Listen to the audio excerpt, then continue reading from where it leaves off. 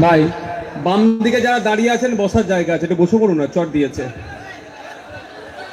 ভাই আপনাদের পেছনে যারা আছেন এখানে, আমি তো উঁচু ধরে দেখতে পাবেন, বসুন, পেছনের লোকে দেখতে সুবিধা হবে। ভাই একটু বসে পড়ুন না, চট দেওয়া আছে তো ওইদিকে। আমি ধন্যবাদ জানাই। বাবু তোমাদেরকে বসতে হবে, পিছনে বসলে আমি একদম বক্তব্য দিতে পারি না। বসো বসো, জায়গা বসো। আজমির ভাই বসো, আজমির ভাইকে চেয়ার দাও।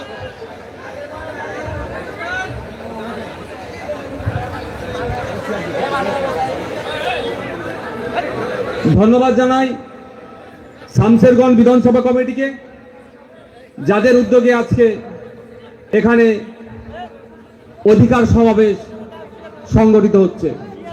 আমি ধন্যবাদ জানাই এই যে জায়গার মালিক বর্ষিয়ান একজন সমাজসেবী, সাথে সাথে প্রোগ্রেসিভ চিন্তা ভাবনা নিয়ে চলে, তার সহযোগিতাতে আজকে আমাদের এই অধিকার সমাবেশ সেখানে করতে সক্ষম হয়েছে। ধন্যবাদ জানাবো মিডিয়ার বন্ধুদের, বিভিন্ন স্ট্রিমের মিডিয়ার বন্ধুরা উপস্থিত হয়েছে, যাদের মাধ্যমে এই শামশেরগঞ্জের অধিকার সমাবেশের বার্তা রাজ্যের বিভিন্ন প্রান্তে ছড়িয়ে দিতে সহযোগিতা করবে। আরো ধন্যবাদ জানাবো অগণিত শামশেরগঞ্জবাসীকে, যারা আপনাদের মূল্যবান সময়কে নষ্ট করেও আমাদের এই অধিকার যাত্রা, অধিকার সমাবেশে আপনারা উপস্থিত হয়ে অধিকার সমাবেশকে আপনারা সাফল্যের উচ্চ শিখরে পৌঁছাতে সহযোগিতা করেছেন। পরিশেষে অল্প করে বলতেই হয়, পুলিশের কিছু বন্ধু আছে যারা এখনো পর্যন্ত আইন, আদালত, বিচার ব্যবস্থাকে সম্মান জানিয়ে, তাদের পেশাকে সম্মান জানিয়ে কাজ করে যাচ্ছে। তাদের প্রচেষ্টায় আজকে এই প্রোগ্রাম সুষ্ঠুভাবে সম্পূর্ণ হওয়ার জন্য। বন্ধুগণ, অনেক বলার আছে, যদি বলার সময় পাই আমি বলবো। আপনাদের ধৈর্য থাকবে তো? তাদের ধৈর্য থাকবে তো হাত তুলে দেখান তো। শোনার ধৈর্য আছে তো? মায়েরা আওয়াজ তুলতে হবে যে 1000 টাকা পরে হবে, আগে গঙ্গা ভাঙন রোধ করো। আওয়াজ তুলতে হবে 1200 টাকা পরে হবে, আগে পদ্মা ভাঙন তুমি রোধ করো। 1000 টাকা 1200 টাকা দিচ্ছে, আর কোটি কোটি টাকা আসছে গঙ্গা ভাঙন রোধ করার জন্য। সেই টাকাগুলো কি হচ্ছে? লুট হয়ে যাচ্ছে। গত কয়েকদিন আগে সোশ্যাল মিডিয়াতে দেখছিলাম, কলকাতা থেকে বাবুরা এসেছিল গঙ্গা ভাঙন পরিদর্শনে। গঙ্গা ভাঙন পরিদর্শনের নামে গঙ্গা বক্ষে তারা মৎস্য করে পিকনিক করে এখান থেকে চলে গেল। তাই ওই অসভ্যগুলোর জবাব আমাদেরকে দিতে হবে। আর আমি যখন এখানে এসে বক্তব্য দিচ্ছি, বিভিন্ন জায়গায় বিভিন্ন ভাবে আমাকে আটকানো হচ্ছে। কোন জায়গায় বলা হচ্ছে যে নওশাদ সিদ্দিকীর মাথায় টুপি, মুখে দাড়ি, ও মুসলমানদের ছেলে, তোরা কেন ওর পার্টি নিয়ে হই হই করবি। কোন জায়গায় বলা হচ্ছে নওশাদ সিদ্দিকী অমুক বিজেপির দালাল বলে আটকানো হচ্ছে। আবার কোন জায়গায় বলা হচ্ছে এই আমরা তো বুকে হাত দিয়ে নামাজ পড়ি, নওশাদ সিদ্দিকী তো নাভির নিচে হাত দিয়ে নামাজ পড়ে, ও পীরের ছেলে, ওর কেন মিটিং এ যাবি। গঙ্গার ভাঙনের জন্য বিধানসভার মধ্যে দাঁড়িয়ে আপনাদের হয়ে এই মাল্লা মুর্শিদাবাদের মানুষের জন্য বিজ্ঞানসম্মতভাবে বাঁধ নির্মাণের কথা আমি ফুরফুরা শরীফ থেকে বিধানসভার মধ্যে প্রথম বলেছি। আমার কাছে তখন কে আহলে হাদিস, কে জামাতি, কে ফুরফুরা, কে তাবলীগ, কে বেরালি, কে দলিত, কে আদিবাসী আমার কাছে নয়। আমার কাছে তখন মাল্লার মানুষকে বাঁচাতে হবে, মুর্শিদাবাদের মানুষকে বাঁচাতে হবে, শামশেরগঞ্জের মানুষকে বাঁচাতে হবে, ফারাক্কার মানুষকে বাঁচাতে হবে। কারণ যেভাবে গঙ্গা ভাঙন চলছে, হয়তো আগামী দিনে দেখা যাবে মুর্শিদাবাদের অর্ধেক অংশ গঙ্গা বক্ষে তলিয়ে যাবে। তাই ওইখানে যারা বসবাস করছে, সে আহলে হাদিস হতে পারে, ফুরফুরা হতে পারে, তাবলীগ হতে পারে, দেওবন্দি হতে পারে, বেরেলি হতে পারে, হিন্দু হতে পারে, মুসলমান হতে পারে, আমার দেখার প্রয়োজন নাই। তাদের হয়ে বিধানসভায় আমি সর্বপ্রথম আওয়াজ তুলেছি। কিন্তু আপনাদের মধ্যে কি লাগিয়ে দেওয়া হচ্ছে? এই ফিতনা ঢুকিয়ে দেওয়া হচ্ছে। আমি আপনাদের বলবো, ভালো লাগলে ভোট দেবেন, না হলে দেবেন না, কিন্তু অধিকারের জন্য সোচ্চার হতে হবে, আওয়াজ তুলতে হবে, কথা বলতে হবে। যদি আওয়াজ তোলা বন্ধ করে দেন, কথা বলা বন্ধ করে দেন, তাহলে দেখবেন আপনাদের উপরে জুলুম অত্যাচার আরো বাড়তে থাকবে। তাই বন্ধুগণ, আজকে আমি এসেছি আপনাদের এলাকায়। বেশ কিছুদিন আগে এপ্রিল মাসে সম্ভবত একটা পরিকল্পিতভাবে অশান্তি তৈরি করা হয়েছে। আমি বলছি পরিকল্পিতভাবে অশান্তি তৈরি করা হয়েছে, সাধারণ মানুষকে অশান্তির আগুনে জ্বালানো হয়েছে। তাই আমাদেরকে সজাগ সতর্ক থাকতে হবে। বন্ধুগণ, আজকে আমাদের অধিকার সমাবেশে বেশ কিছু দাবি আছে, সেই দাবির উপরে চর্চা করব, তারপরে একটু ঔষধ দেব। অসুবিধা হবে নাকি? আমি ঔষধ দিই বলে আমার নামে 18টা মামলা দিয়েছে। আমাদের ইসলাম শেখ একটু ঔষধ দিয়েছে, গায়ে লেগে গেছে, থানায় তুলে নিয়ে যে দেখে 10 ঘন্টা বসে রেখেছিল। ও নাকি বলেছিল কি জানি না, তবে আমি একটা কথা বলে দিই, কিছু পুলিশ দালাল হয়ে গেছে। এখানে আইসি বলছি, সাইবার ক্রাইমের যিনি আছেন তাকে বলছি, আপনাদের আব্বার আব্বা মানে দাদু হয় এসপি, বলবেন আমার একটা পশমিলা এসপি কে আছে। আমি বলে যাচ্ছি, এখানে কিছু পুলিশ দালাল হয়ে গেছে, দালালি করছে, আরএসএস এর দালালি করছে, বিজেপির দালালি করছে, তৃণমূলের দালালি করছে। দালালগুলোর বিরুদ্ধে আমাদের লড়াই চলবে। এটা আমি বলার জন্য, এখানে কেউ ফেসবুকে লিখেছিল, তাই তাকে তুলে গিয়ে থানায় ঝাড় দিয়েছে। আমি তো অন ক্যামেরা বলছি, এত মানুষ ক্যামেরা করছে। পুলিশ মন্ত্রীর ক্ষমতা থাকলে আমার একটা পশম দেখ, নরম জায়গা পেয়েছো, খুব টিপেছো না, আসো আমার কাছে। দালালকে দালাল বলবো না, কি বলবে? ভালো লোক। চোরকে কি বলবো আমরা?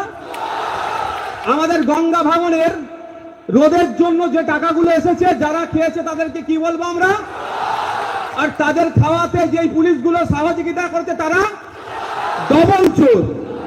কি তারা? ডবল চোর।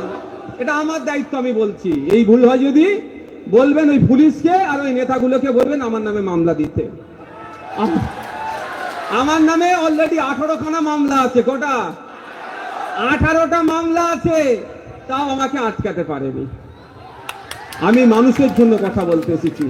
দলিত, আদিবাসী, হিন্দু, মুসলমান নির্বিশেষে সে যেই মাসলাকে বিশ্বাস হোক না কেন, কেউ আহলে হাদিস মাসলাকে বিশ্বাস হতে পারে, কেউ ফুরফুরা মাসলাকে বিশ্বাস হতে পারে, আহলে সুন্নাতুল জামাতের মতদর্শ হতে পারে। যার যে মতদর্শে বিশ্বাস করছে করুন, তো প্র্যাকটিসের ধরন আলাদা হতেই পারে, কিন্তু আমি মানুষের জন্য কথা বলে যাব।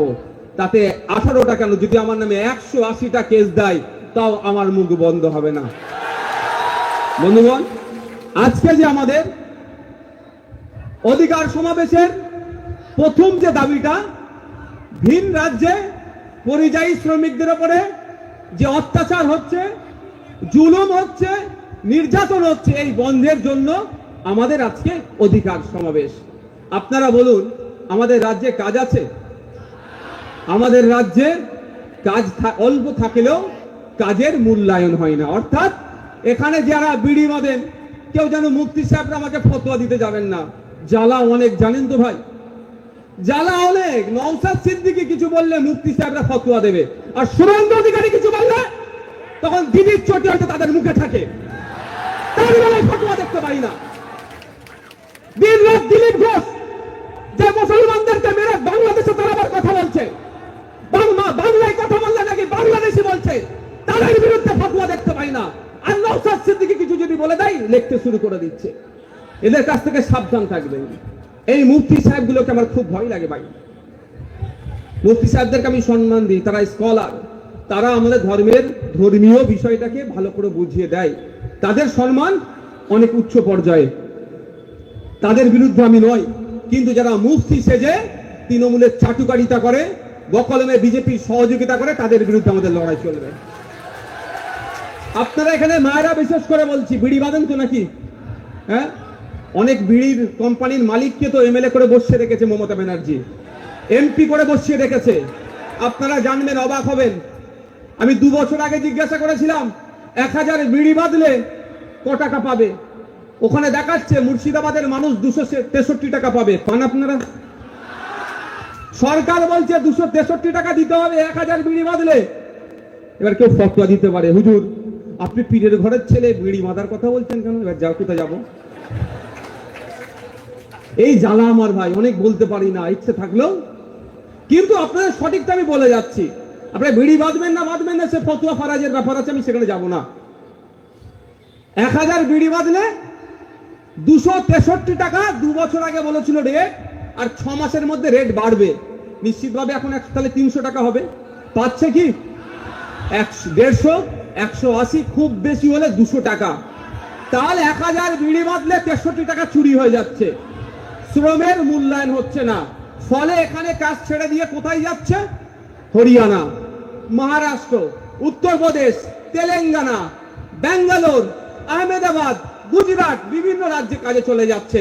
অসম, উড়িষ্যায় কাজে চলে যাচ্ছে, এখানে কাজের মূল্যায়ন হচ্ছে না বলে।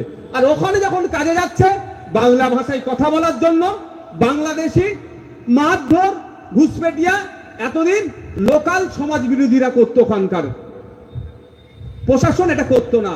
ইদানিংকালে আমরা কি দেখছি? এদের উপরে অত্যাচার প্রশাসন করছে, তুলে নিয়ে চলে যাচ্ছে, বাংলাদেশি বলে আজকে রাখছে। এখান থেকে আমরা যোগাযোগ করছি বিভিন্ন অফিসের মাধ্যমে, অফিসারদের মাধ্যমে, সেই রাজ্যের অফিসারদের সাথে কথা বলে এখান থেকে আমার আইডেন্টি কার্ডের ছবি পাঠাতে হচ্ছে যে আমরা ওকে রিকগনাইজ করছি যে উনি আমাদের লোক, মানে বাংলার লোক। আইডেন্টি কার্ডের ছবি পাঠাতে হচ্ছে, আপনার এমএলএ প্যাডে সই করে পাঠাতে হচ্ছে। অনেকে আমার কাছ থেকে নিয়ে গেছে যদি তাদেরকে না আটকায়, এই করে তাদের ছাড়ানো হচ্ছে। এটা কি সমাধান ভাই?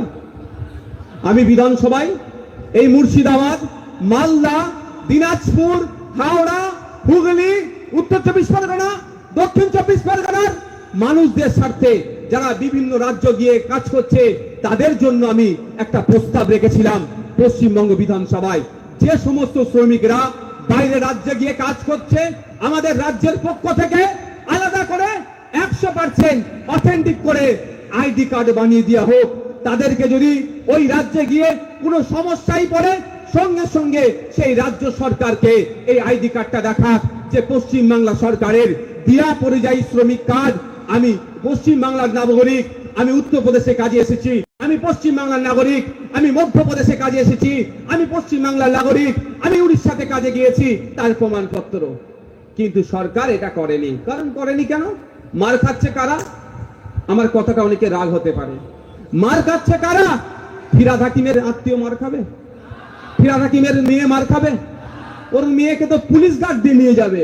আর ফিরহাদ হাকিমের জন্য যে গলা ফাটায় তার ছেলের মেরে লাশ বানিয়ে পাঠাচ্ছে। কখনো হেমন্ত রায়, কখনো সোমনাথ দেবনাথ, কখনো দীপু দাস, তো কখনো বাদুড়িয়াতে, তো কখনো আফরাজুলের মতো লাশ বানিয়ে পাঠিয়ে দিচ্ছে। আচ্ছা, মার খাচ্ছে কি সুজিত বোস এসেছিল না কদিন আগে আপনাদের এখানে? সুজিত বোসের ছেলে মেয়ে কেউ মার খাচ্ছে বাইরে গিয়ে? মার খাচ্ছে কে? দিন আনে দিন খাওয়া শ্রমজীবী। ওই জন্য এরা কার্ডের ব্যবস্থা করেনি। সাথে সাথে আমি বলেছিলাম প্রতিটা রাজ্যে একটা করে অফিসার রাখা হোক, যে অফিসারের নাম্বার ওই রাজ্যে যে সমস্ত বাঙালি শ্রমিকরা গেছে তাদের কাছে থাকবে। যদি কোনো সময় পুলিশে বা কোনো সমস্যার সম্মুখীন হয় সাথে সাথে অফিসারকে ফোন করবে, অফিসার লোকাল থানায় পৌঁছে গিয়ে সেটা সমাধান করবে। এবার বলুন, তামিলনাড়ুতে আপনাকে বাংলাদেশি বলে ধরেছে, আপনি তামিলনাড়ুর লোকাল ল্যাঙ্গুয়েজ কি তেলেগু নাকি না তামিল? তামিল ভাষায় কথা বলতে পারবেন, কন্নড় ভাষায় আপনি কথা বলতে পারবেন, হরিয়ানার ভাষাতে আপনি কথা বলতে পারবেন। তাহলে সেই পুলিশকে কিভাবে বুঝাবেন? হয় ইংলিশ বলতে হবে, পারবেন ইংলিশে সবাই? তাহলে আপনার অত্যাচার হবে। আপনি বাংলায় ভালো করে বুঝাতে চাইলে ও ভাববে দুটো খারাপ কথা বলছেন নাকি রাগে। এমনি বাংলা ভাষাকে দুনিয়া থেকে ডিলিট করে দিয়ে বাংলাদেশি ভাষা বানিয়ে দিয়েছে বড় বড় বিজেপিরা, এই শুভেন্দু অধিকারীরা। বর্বরদের দল জ্যোতিবাবু বলেছিল যে ওরা বর্বরদের দল, অর্থাৎ বিজেপিকে। বাংলা ভাষা নেই, এখন বাংলাদেশি ভাষা হয়ে গেছে। তাহলে যদি বাংলা ভাষায় কথা বলেন আটকাবে তো, ডিস্টার্ব হবে তো। তো সমাধানটা কিভাবে হবে? সমাধানের জন্য আমি বলেছিলাম ওই রাজ্যে, ধরুন আপনারা মহারাষ্ট্রে আছেন, মহারাষ্ট্রে একটা অফিসার থাকবে, তার নাম্বার আপনাদের কাছে থাকবে। আপনি সমস্যায় পড়েছেন, মহারাষ্ট্রের অফিসারের সাথে কথা বলবেন, অফিসার থানাতে গিয়ে কথা বলবে। তাহলে যখন পশ্চিমবাংলার সরকারের একটা অফিসার থানাতে গিয়ে কথা বলবে, আপনি বুকে সাহস পাবেন না যে আমার অসুবিধা হলে আমি কাউকে করব? কিন্তু এটা সরকার করেনি। এর জন্য আমাদের লড়াইটা কোন জায়গায় বুঝতে হবে। ক্ষমতায় আসতে হবে, এমএলএ হতে হবে, এমপি হতে পারে, মিনিস্টার হতে হবে, সেটা নয়। লড়াইটা আমাদের জনগণের অধিকার বুঝিয়ে দিতে হবে। যেখানে সংবিধান বলছে রাইট ফ্রিডম অফ মুভমেন্ট, আমার অধিকার আছে যাতে ভ্রমণের রেস্ট্রিক্টেড এরিয়া ছাড়া ভারতবর্ষের যে কোনো প্রান্তের মানুষ যে কোনো প্রান্তে গিয়ে ব্যবসা বাণিজ্য চলাফেরা করার পূর্ণ স্বাধীনতা আছে, তাহলে সেখানে সংবিধানের 8 শিডিউলে বলা আছে যে 22টা ভাষার কথা উল্লেখ আছে। বাংলা সেখানে জলজল করছে, তাহলে বাংলা ভাষায় কথা বলার জন্য কেন আক্রমণ হচ্ছে? এর জবাব তো পশ্চিম বাংলা সরকারকে নেওয়া দরকার, ওই সরকারগুলোর কাছ থেকে।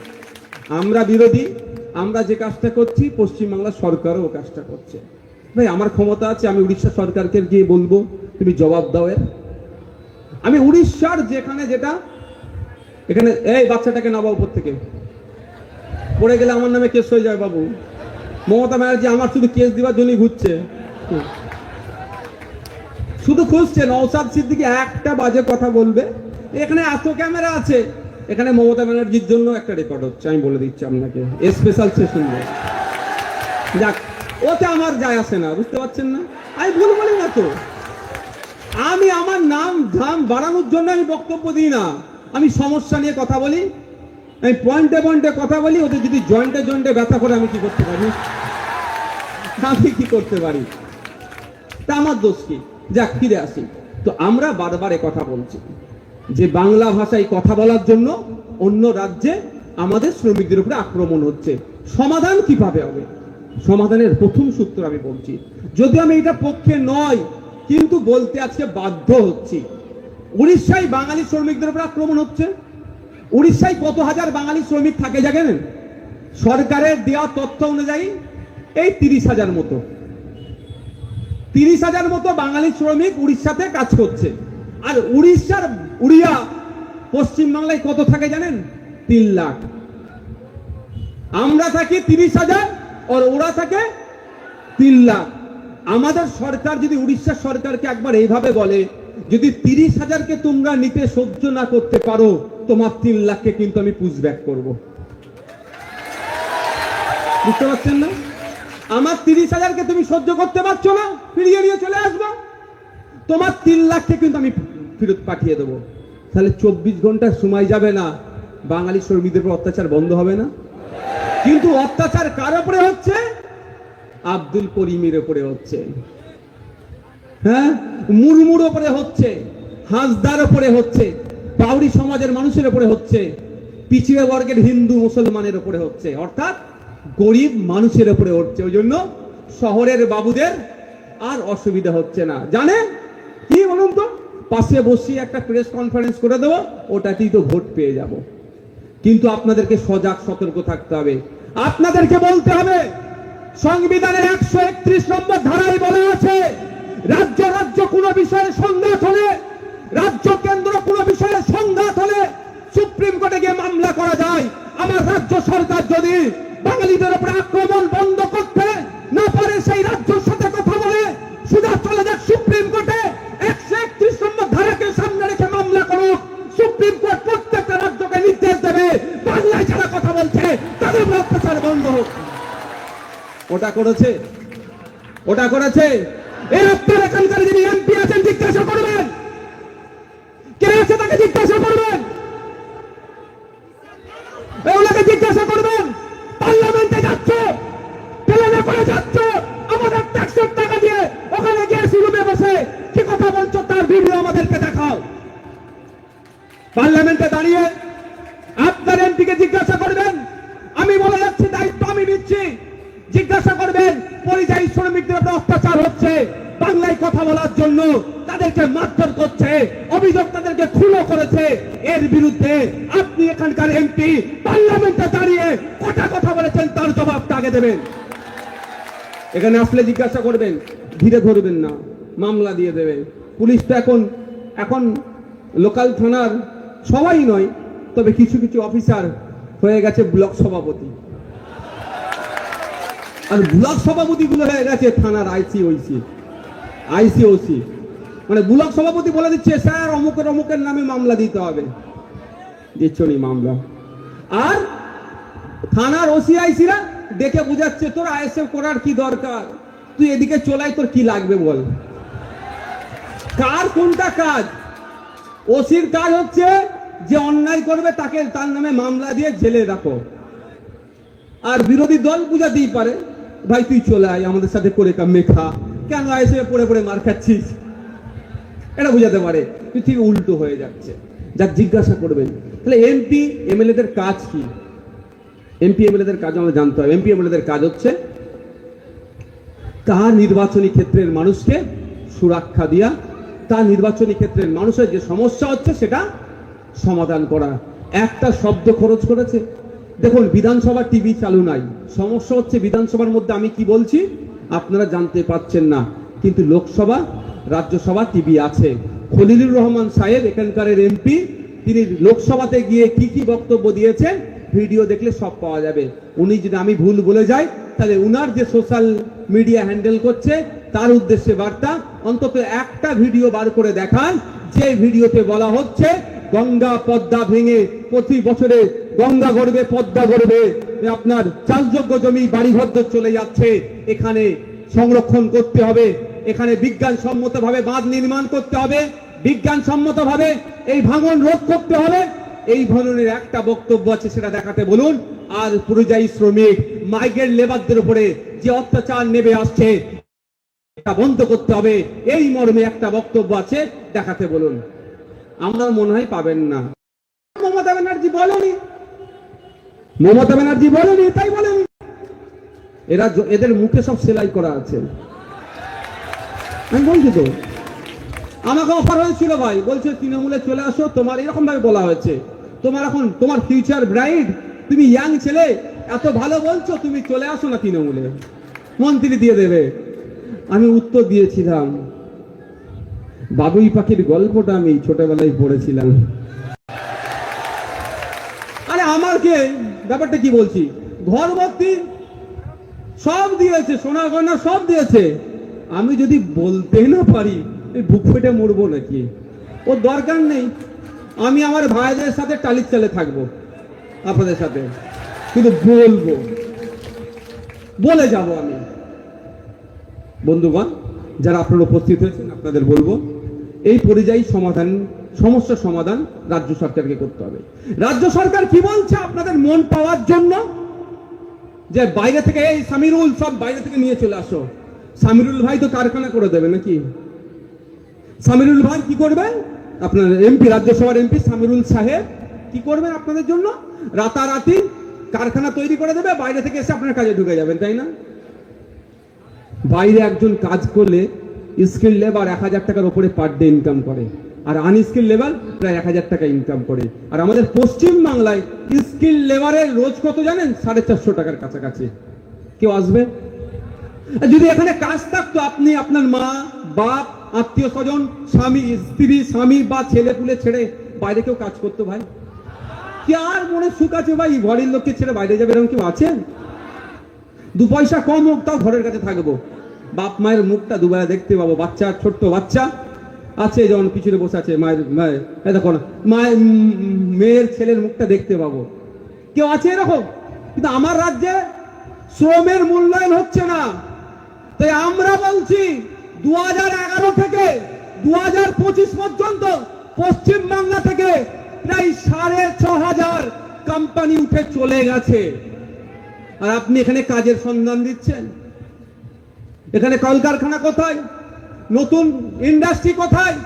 আমি আপনাদের জন্য বলেছিলাম এই পরিযায়ী শ্রমিকদের উপরে অত্যাচার হবে না, এরা ঘরের কাছে থাকবে, পরিবারকে নিয়ে থাকবে, এখান থেকে ইনকাম হবে। এই মালদা মুর্শিদাবাদে প্রচুর পরিমাণে আম হয়, লিচু হয়, এই জন্য আপনাদের জন্য বলেছিলাম যেখানে সরকারের পক্ষ থেকে বড় ইন্ডাস্ট্রি বানানো হোক, এই ম্যাঙ্গো জুস বানানো হবে, লিচুর জুস বানানো হবে, জ্যাম জেলি তৈরি হবে, এখানে ইন্ডাস্ট্রি তৈরি হোক, কাঁচামালটা মালদা মুর্শিদাবাদ থেকেই পাওয়া যাবে। যদি অর্থের অভাব থাকে সরকার 51% শেয়ার রাখুক, আর 49% শেয়ার সাধারণ মানুষের কাছে ছড়িয়ে দিন। 5,000 টাকা থেকে 5 লাখ পর্যন্ত শেয়ারের দাম হোক, যার বিত্তশালী সে 5 লাখ টাকা শেয়ার কিনবে, যে গরিব মানুষ সে 5,000 টাকা শেয়ার কিনবে। তাহলে এখানকার মানুষরা ওই কলকারখানায় কাজ পেত, তার সে মনে করতো সেও কাজের কোম্পানির একটা মালিক, সুতরাং এখানে দুর্নীতিও হতো না। মালদার ছেলে, মুর্শিদাবাদের ছেলে এখানেই থাকতো, এখানেই কাজ করতো, আবার আমাদের রাজ্যের রাজস্ব বাড়তো। এই তথ্য, এই বার্তাও আমি রাজ্য সরকারকে দিয়েছি, কিন্তু রাজ্য সরকার তো আপনাকে মানুষ মনে করেনি, আপনাদেরকে ভোটার মনে করে। যদি আপনাদেরকে মানুষ মনে করত, এই প্রস্তাবটা গ্রহণ করে কি করত,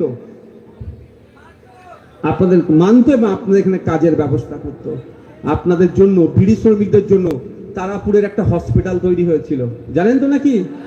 হ্যাঁ, সে হসপিটালটা কোথায় এখন? এইসব বলে দিচ্ছে, অনেকে রাগ হতে পারে, কিন্তু কেন চলেনি, কেন চলেনি খোঁজ নিন। যদি তারাপুরের হসপিটাল, সরকারি হসপিটাল যদি ঠিকঠাক থাকে, এই বিড়ি শ্রমিকরা অসুস্থ হলে প্রাইভেট হসপিটালে যাবে কেউ? আমি তো যাব না ভাই। আমার বাড়ির কাছে যদি সরকারি ভালো হসপিটাল থাকে, তবে ডাক্তার দেখে যাব। যে তৃণমূলপন্থী ডাক্তারও হয়তো ইঞ্জেকশন দিয়ে দিতে পারে, যেভাবে আমাদের বাড়ির মেয়ে তিলোত্তমাকে খুন করলো। ওরা তো ডাক্তাররাই ছিল তো নাকি ওখানে? এখন ধরা পড়েনি, ধরেনি তাই ধরা পড়েনি। পাকামো হচ্ছে নাকি? ওই করিডোরে 54-55 জন ওই রাত্রে যাতায়াত করেছে, ওগুলোকে সিবিআই নাকি চিনতে পারেনি। পাকামো হচ্ছে। অমিত শাহকে কাছে এই পাকামোকে করো, এই মমতা ব্যানার্জির কাছে করো, অন্তত আমাদের কাছে করতে এসো না, আমরা ভালো করে বুঝি। যাক, তো আমি আপনাদের এটা আবার বুঝাচ্ছি যে আমরা চাই এই পরিযায়ী শ্রমিকের সমস্যার সমাধান করতে হবে। শুধু মমতা ব্যানার্জি একটা মিছিল করে দিলেন, একটা বাইট দিয়ে দিলেন, এতে সমাধান হবে না। ওটা নওশাদ সিদ্দিকী করবে, ওটা কারা করবে? ঈসা খান চৌধুরীরা করবে, ওটা কারা করবে? এই মার যে কংগ্রেসের নেতার মানে যাদের আছে তারা করবে। বসো, দাঁড়িয়ে থেকো না, বসো ভাই। তারা করবে, কারা করবে ওটা? যারা বিরোধী দলে আছে, তারা সরকারকে মিটিং মিছিল করে চাপে রাখবে, আর সরকারের কাজ কি হবে? খাতাই কলমে লড়াই করা। সেটা সরকার না করে মিছিল করছে। আর আপনারা ভাবছেন সত্যিকারের তো মমতা ব্যানার্জি আমাদের কত কথা ভাবে। দেখো, আমাদের ভাইদেরকে, মালদা মুর্শিদাবাদের লোকেদেরকে উত্তরপ্রদেশ হরিয়ানাতে মারছে, এদিকে মমতা ব্যানার্জি মিছিল করছে। যদি মমতা ব্যানার্জি সত্যি মিছিল করার দরকার ছিল, কলকাতায় নয়, দিল্লির রাজপথে গিয়ে, পার্লামেন্টের সামনে গিয়ে ধর্নায় বসার দরকার ছিল। যে কটা এমপি আছে, আপনার এই খলিলুর রহমান সাহেবের উচিত ছিল পার্লামেন্টে ঢোকা রাখে একটা অন্তত। আপনার এই কি বলে করে বলো না গো, কি বলো, প্ল্যাকার্ডে লিখে যে মালদার জঙ্গিপুর লোকসভার অন্তর্গত শ্রমিকদের উপর অত্যাচার বন্ধ করতে হবে, অন্তত সেটা মিডিয়ার সামনে সারা ভারতবর্ষের মিডিয়ায় হাইলাইট হতো। এটা তাহলে ভাবতাম। এটা উনি করেননি। উনি এখানে এসে গল্প শোনাচ্ছেন, আর শুভেন্দু অধিকারীর সাথে রাত্রে ঠিক হয়তো যোগাযোগটা ঠিক রেখে দিচ্ছেন।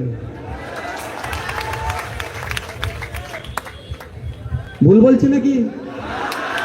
ফেস টাইমটা একবার চেক করে দেখবেন। আইফোন আছে, আইফোন হাতে কি ফোন থাকে? আইফোন। ফেস টাইমটা দেখবেন, সব face time to face time হয়। আর আপনারা ভাবছেন তোমার লিডার একদম আমার জন্য দিয়ে জান দিয়ে দেবে, ঘোড়ার ডিম দেবে। যদি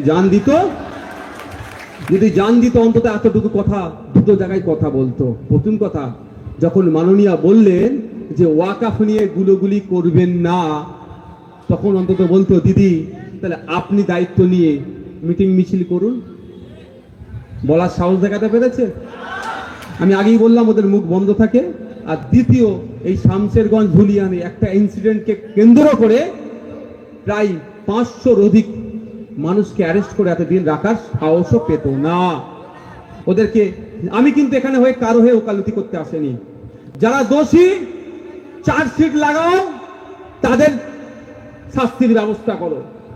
যারা দোষী, এই চন্দন দাস, হরিগোবিন্দ দাসকে যারা খুন করেছে, তাদের যাবজ্জীবন ফাঁসির ব্যবস্থা করো। কি আমরা সহমত নাকি ভাই? কারা সহমত? হাত তুলুন তো। যারা চন্দন দাস, হরিগোবিন্দ দাসকে খুন করেছে, তাদের বিরুদ্ধে আমাদের লড়াই চলবে তো নাকি? কেন নিরীহ মানুষকে খুন করবে? চার্জশিট লাগাও, তাদেরকে ফাঁসিতে ঝুলিয়ে দাও দরকার লাগলে। কিন্তু সেটাকে কেন্দ্র করে কোন নিরীহ মুসলিমকে আটকে রেখেছে, এদেরকে জামিন দিতে হবে, এইটুকু বলার স্বাধীনতা আপনার এমপি এমএলএ আছে তো? আছে? আমি চ্যালেঞ্জ করে যাচ্ছি, আজকের পরে হয়তো এমপি এমএলএ কিছু বক্তব্য দিতে পারে, মিডিয়ার বন্ধুদের বলবো এই কোশ্চেনটা করবেন যে 500 অধিক মানুষকে ধরেছে, সবাই দোষী না, ওর মধ্যে অধিকাংশ নির্দোষ, এতটুকু কথা জিজ্ঞাসা করবেন। আমি চ্যালেঞ্জ করে বলছি, ওদের এতটুকু বলার ক্ষমতা নয়। মমতা ব্যানার্জি এই ক্ষমতাটা দেয়নি যে যাদেরকে অ্যারেস্ট করেছে তাদের মধ্যে সিংহভাগ নির্দোষ, এটা বলার ওদেরকে স্বাধীনতাটুকু দেয়নি। জিজ্ঞাসা করবেন মিডিয়ার বন্ধুরা। কি বলছি বুঝতে পারছেন না? আজকে আমি যাওয়ার পরে অনেক গল্প শোনাবে, ও বিজেপি সহযোগিতা করতে এসছে, অনেক গল্প শোনাবে। ওই মিডিয়ার বন্ধুদের বলবে এতটুকু জিজ্ঞাসা করো যে 500 অধিক যে মুসলিম মানুষকে ধরে রেখেছো, ওই ইনসিডেন্টকে কেন্দ্র করে সবাই কি দোষী? আমরা তো জানি সবাই দোষী নয়। তাহলে এমএলএ স্যার বা এমপি স্যারের এত ক্ষমতা নয় যে এতটুকু বলার না ওর মধ্যে সবাই দোষী নয়। আমি চ্যালেঞ্জ করে বলছি এই কথা বলতে ওরা পারবে না। কারণ কি বলুন তো? ওদের মুখে সেলাই করে রেখে দিয়েছে মমতা ব্যানার্জি। তো আমি মিনিস্ট্রি দিয়ে লাভ কি হবে যদি আমার মুখে সেলাই করা থাকে? তা বন্ধুগণ, লড়াইটা কোন জায়গায় বুঝতে হবে। লড়াইটা ন্যায়কে প্রতিষ্ঠা করার লড়াই, হক কথা বলার লড়াই, সত্য কথা বলার লড়াই। এই সত্য কথা বলার জন্য আগামীতে আপনাদেরকে আমরা চাইবো আপনারা আমাদের পাশে থাকুন। এই শামশেরগঞ্জ থেকে এমন নির্ভীক সত্যবাদী লোককে জিতিয়ে পশ্চিম বাংলার আইনসভাতে আপনারা পাঠাবেন যে পশ্চিম বাংলার আইনসভাতে গিয়ে বারবার গঙ্গা ভবন নিয়ে সোচ্চার হবে, মুখ্যমন্ত্রী বাধ্য হবে গঙ্গা ভবন রোধের জন্য। আমি অবাক হয়ে যাচ্ছি, মিসকিন নগরে কবরস্থান চলে যাচ্ছে গঙ্গার গর্ভে, শ্মশান চলে যাচ্ছে গঙ্গা গর্ভে, স্কুল চলে যাচ্ছে গঙ্গা গর্ভে, মসজিদ চলে যাচ্ছে গঙ্গা গর্ভে, কোনো হেলদোল নাই। আর হাজার হাজার কোটি টাকা খরচ করে কি করছে? মৎস্য করছে, খেলা করছে, আর এইখানকার মানুষদের ধ্বংস হয়ে যাচ্ছে, এক একটা প্রজন্ম শেষ হয়ে যাচ্ছে, কোনো ব্যবস্থা করছে না। আপনাদের মধ্যে একটা ভুল বুঝানো আছে। আমি কিছু মানুষের সাথে কথা বলেছিলাম, আমাকে কি বলছে জানেন? এই গঙ্গা ভাঙন নাকি রোধ করা যাবে না, ওই জন্য। সাধারণ মানুষ ভাই, আপনাদের এরকম কেউ শিখিয়ে রেখেছে নাকি? আমি কিছু সাধারণ মানুষের সাথে একবার কথা বলেছিলাম, কলকাতায় দেখা হয়েছিল, কথা বলতে বলতে উনি আমাকে রিপ্লাই দিচ্ছে যে গঙ্গা ভাঙন রোধ করা যাবে না, ওই জন্য সরকার ঠিকঠাক কাজ করতে পারে না। তিনি কিন্তু তৃণমূলের লোক নয়, এটা মাথায় ঢুকানো আছে। আমি আপনাদের বলি, এই ফারাক্কাতে নতুন ব্রিজ হচ্ছে তো ভাই, গঙ্গার ওপরে যদি ব্রিজ হতে পারে তাহলে গঙ্গা ভাঙন রোধ করা যাবে না? আপনাদের ঘরের কাছেই তো ফারাক্কাতে নতুন ব্রিজ যদি হতে পারে তাহলে গঙ্গা ভাঙন রোধ করা যাবে না? আমি বলছি না একবারেই পুরোটা করুক, প্রতি বছরে 2 কিলোমিটার করে কংক্রিটের বাঁধ নির্মাণ করুক, বিজ্ঞানসম্মত ভাবে প্রতি বছরে 2 কিলোমিটার করে করতে যাক না। করছে কোথায়? থুতু দিয়ে আটা ছেলেছে। হ্যাঁ, এবার বলছি 500 বস্তা যদি সত্যিকারের বালির বস্তা দেয়, ওরা লিখবে 5 লক্ষ বস্তা বালি দিয়েছে। আমার হাতে কিছু প্রমাণ এসেছে, আগামী দিনে বলবো। এই খলিলুর রহমান স্যারকে জবাব দিতে হবে, আমি শুনিয়ে যাচ্ছি। হজের দুর্নীতি, আপনাদের এমপি চেয়ারম্যান না, কোন জায়গায় বাদ রাখছে না, ধর্মের কাজেও দিয়েছে হাত ঢুকিয়ে। এবার এমপি খেয়েছে না এমপি নিচের লোক খেয়েছে, এমপির দায়িত্ব। আপনারা শুনলে অবাক হবেন, কলকাতা হজ হাউস 10 তলা বিল্ডিং, হ্যাঁ, ওখানে যতটা না টয়লেট আছে তার থেকে বেশি ক্লিনারের নিযুক্ত করেছে এই হজের যাওয়ার সময়। মানে বুঝতে পারছেন, রোজ হিসাবে 540 না কত টাকা তুলে নিয়েছে। যত না হাজি আছে তার থেকে বেশি সিকিউরিটি ওখানে নিয়োগ নাকি হয়েছে এই হজের সময়। মাল তুলেছে প্রায় 90 লাখ টাকা, 1 কোটি টাকা হারামে গেছে। টাকাটা কার টাকা? খলিলুর রহমান সাহেবের বিড়ি বেচা টাকা নাকি? হ্যাঁ, ওনার বিড়ি বেচা টাকা নাকি যে উনি যা ইচ্ছা খরচ করবে? আপনার আমার ট্যাক্সের মেহনতের টাকা। যে আপনার পাড়ায় বিড়ি বানছে তারও ট্যাক্সের মেহনতের টাকা। সেগুলো উচ্ছন্নে যাচ্ছে। যাক, ওই প্রসঙ্গটা পরে আসবে, আমি বলবো। আমরা ভুলে যাচ্ছি না ইজাজ আহমেদকে পুলিশের গুলিতে সে নাকি সুতিতে মারা গিয়েছিল, তাকে নিয়ে চর্চা হচ্ছে না কেন? 13টি ছেলে গুলিবিদ্ধ হয়ে অর্থের অভাবে এখন ঠিকঠাক চিকিৎসা পর্যন্ত পাচ্ছে না। 17টি ছেলে সম্ভবত অর্থের অভাবে এখন ঠিকঠাক চিকিৎসা পাচ্ছে না, তা নিয়ে কোনো উচ্চবাচ্য আছে? এরা আবার জনপ্রতিনিধি। লজ্জা লাগে এই সমস্ত জনপ্রতিনিধিদেরকে। অভিযোগ এটা বিএসএফ এর নকল ড্রেস পরে, অর্থাৎ ফার্জি বিএসএফ সেজে এসে মহিলাদের উপর অত্যাচার করেছে। এর জবাব কে দেবে? এর জবাব তো রাজ্য সরকারকে দিতে হবে। এর জবাব মমতা ব্যানার্জিকে দিতে হবে। আর মমতা ব্যানার্জির যারা প্রতিনিধি আছে তাদেরকে দিতে হবে যে 17 জনকে যারা গুলিবিদ্ধ করলো তাদের বিচার কোথায়? জামিন আমি আমার সাথে যোগাযোগ করবেন, সেটা নিয়ে কথা বলছি। অনেকে আপনার ভগ্নিপতি শুধু নয়, আপনার ভগ্নিপতি আমার ভাই, আর নির্দোষ যারা তারা আমার ভাই। আমি আমার ভাইয়ের জন্য লড়াই করব, এটা মাথায় রাখবেন। আমি কাগজপত্র অলরেডি চেয়েছি। আমি জামিনের জন্য লড়াই করব, আইনত লড়াই আমি চেয়েছি। তবে হ্যাঁ, যারা অন্যায় করেছে তারা বেশি কি করে শাস্তি হয় তার হয়ে আমি কথা বলবো ভাই। আমি অন্যায়কারীর পক্ষে থাকবো না। আচ্ছা, সেটা কোর্টে প্রমাণ হবে। বসো, কি বলছি বন্ধুগণ, বুঝতে পেরেছেন? তাহলে যে 17 জনকে গুলি করলো, কারা গুলি করলো এটা তদন্ত করতে হবে না? তাহলে আগামী দিনে গ্রামে যদি র্যাব ঢুকে, পুলিশ ঢুকে, করবেন না? আমি অনুরোধ করছি, আমি এটা প্রসঙ্গে করবে বলছি, যদি বেঁধে ফেলে বলেন, এটা আসল পুলিশ কি নকল পুলিশ জানবে কি করে? তাহলে এই বিচারটা কে করবে? তদন্তটা কে করবে? মমতা ব্যানার্জি রাজ্যের মুখ্যমন্ত্রী, তিনি পুলিশ মন্ত্রী, তিনি করেছেন? করেননি। কারণ গুলি খেয়েছে কারা? ভোটাররা। মানুষ তো গুলি খায়নি। মানুষ যদি গুলি খেত তাহলে আপনার জন্য চিন্তিত হতো। আপনাকে তো মানুষ ভাবেনি, আপনাকে ভোটার ভেবে রেখে দিন। কারণ আপনাদের বলি, জানেন গত কদিন আগে দুর্গাপুরে বৈধ কাগজপত্র থাকার পরেও তাদের উপর অত্যাচার করেছে। এই কি হলো তোমাদের? এই কি হচ্ছে? পিছন দিকে তাকাচ্ছ কেন? হাঁপিয়ে গেলে একটু বাইরে যে বসো, কোনো সমস্যা নেই, যাও, কোনো সমস্যা নেই। আমার 10টা লোক থাকলে যেভাবে বক্তব্য দিই, আর 5000 লোক থাকলে আমি সেভাবে বক্তব্য দিই। আমার তো ওই লোক নিয়ে আমি কোনোদিন ভাবি না।